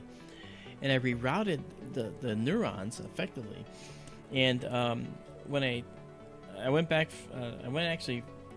from there, I left on July 3rd. I was only in there for from June 15th to July 3rd. Not even 2.5 weeks. And I was walking out with a walker, okay, and they're shaking their heads like, how did that happen? And I'm like, I tried to tell you that we can do this. It's just you got to be into it, man. You got to just be into it. You got to be willing to put forth the effort. And most of the people that were there, and I met a lot of people that were handicapped, they understood that. And I was telling them what I was doing and how to do it. And, some of them were helped by it. Others, had traumatic brain injuries, and they weren't going to be able to be helped by it. And that killed me, broke my heart. So when I ended up, one of the hardest parts was like, I was on the walker feeling sorry for myself because I wasn't making enough progress going down the hall, making the walk, but it was tiring, really exhausting. And I was really feeling exhausted. And it was a traumatic spinal injury kid, probably 25 years old, if that, in a wheelchair that was going to have to breathe for him for the rest of his life. And he waited for a breath to come in, and he looked at me with his eyes and said, keep up the good work, you're doing great. Ugh. It was at that moment I realized I don't have a single thing wrong with me. What a sorry ass, pardon my expression, I've been for even thinking and feeling sorry for myself for that moment. And from that point forward, I said, I'm going to vow to treat people like this as human beings for the rest of my life. Because when you get in an elevator and someone comes in with one of those chairs, what do? You look around, you don't make any, you try not to gesture, you don't do anything, you don't stare. You know what I do? I kneel down right next to him and say, hey, how are you? My name's Mark. Okay? And they, in almost all cases, are totally blown away that you're actually viewing them as human and talking to them. And I did that like when I go to the hospital for checkups. If a wheelchair comes in, I say, hey, how are you? What's going on, man? Cool chair you got there, it does a lot for you, huh? And, and they love it. And I sometimes can't understand what they say because their vocal speech is impeded by something. But the people with them are like, His name is Scott, and he's oh, that's cool, man. Scott, like your hair, man. I like that. It's all messy, like mine. Little things, and they laugh. And you don't think that people like that can enjoy life, but they do, because when I was in that position, I did. And I get it. Okay, this is the Seagull Nebula, and we're going to take a picture. This is a hydrogen emission region too, by the way. Alright, so this will be the Seagull Nebula. So, like, when I would talk to people, I would actually treat them just like human beings that they are. And like I said, for the rest of my life, I'm going to do that. And you should too. Okay, 25 seconds. Because they want to be acknowledged. You might think they want to hide. They don't want to hide. They want to be in life. They want to be part of things, just like anybody else. So, okay, we're there. So I think that's a beautiful thing, and they're beautiful people. Okay, enough of that. I didn't mean to go off on that whole tear, but it is somewhat important. Oh, so incidentally, after I got out of the rehab hospital on July 3rd, I was at my sister's July 4th party, walking on uneven ground on rocks with a walker.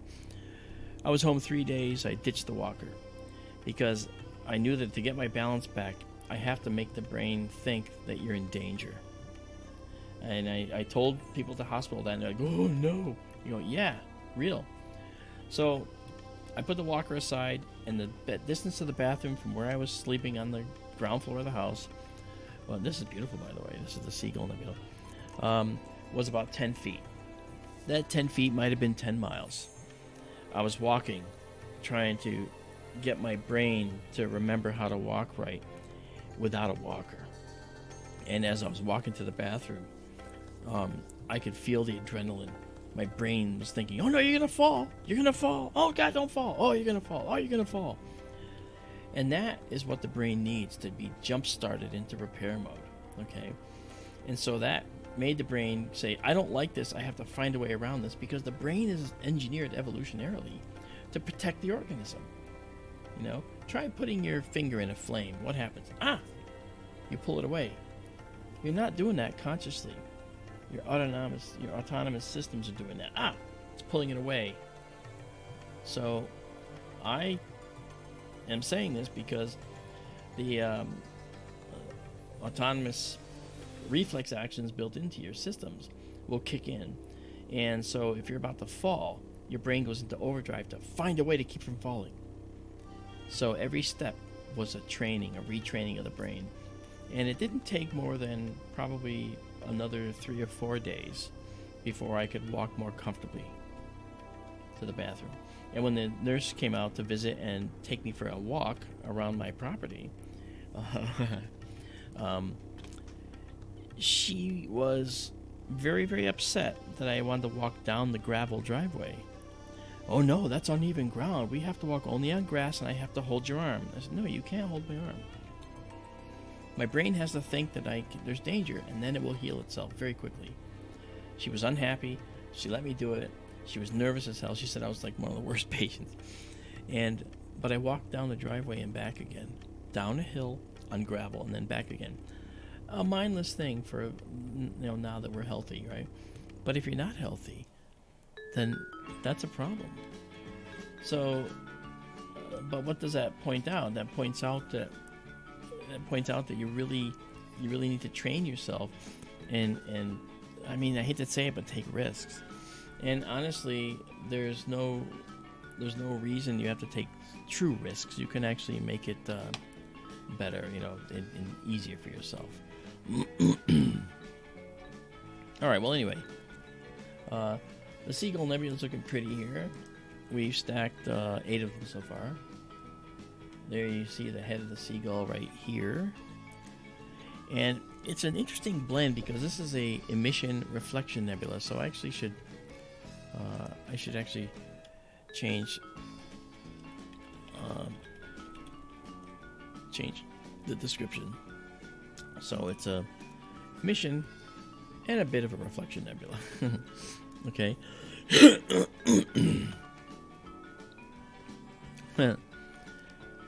Yeah, if you look at it this way, this is the eye of the seagull. This is the beak, the lower part of the beak, the upper part.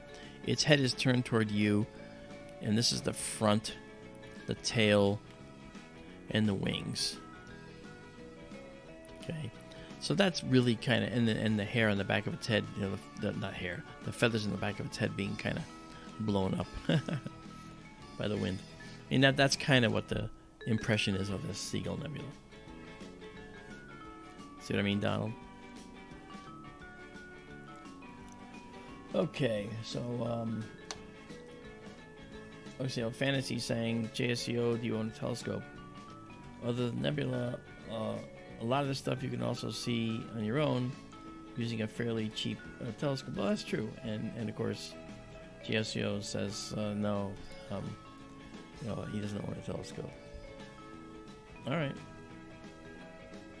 Okay. Well. Okay. Well, this is gonna be our last object tonight, and I'm really happy that you guys came out to see us. We're gonna stop here at 13 objects, and that should be good here. So let's do this. All right, there we go. 13. 13 is lucky for me. My first house was 13 Oak Street in Terryville, Connecticut. Okay, so we'll save this now. Fits file saved. And then we're going to save it exactly as seen, and this will be the final object. So, I hope you guys had a good time tonight. I think that we did well for tonight, even with the wind. Not bad. All right. Well, this will be up there. Did I save this? Let me go into the live stack again. I might not have saved it. Okay. Just go back into the stack. This is the buffer. I think I saved it, but maybe I didn't. When in doubt, do it again. So there is the fits file. I think I did. And then save it exactly as seen. Okay. All right, now I can clear it and get out. Okay. Oof. Almost lost it. I actually lost one the other night.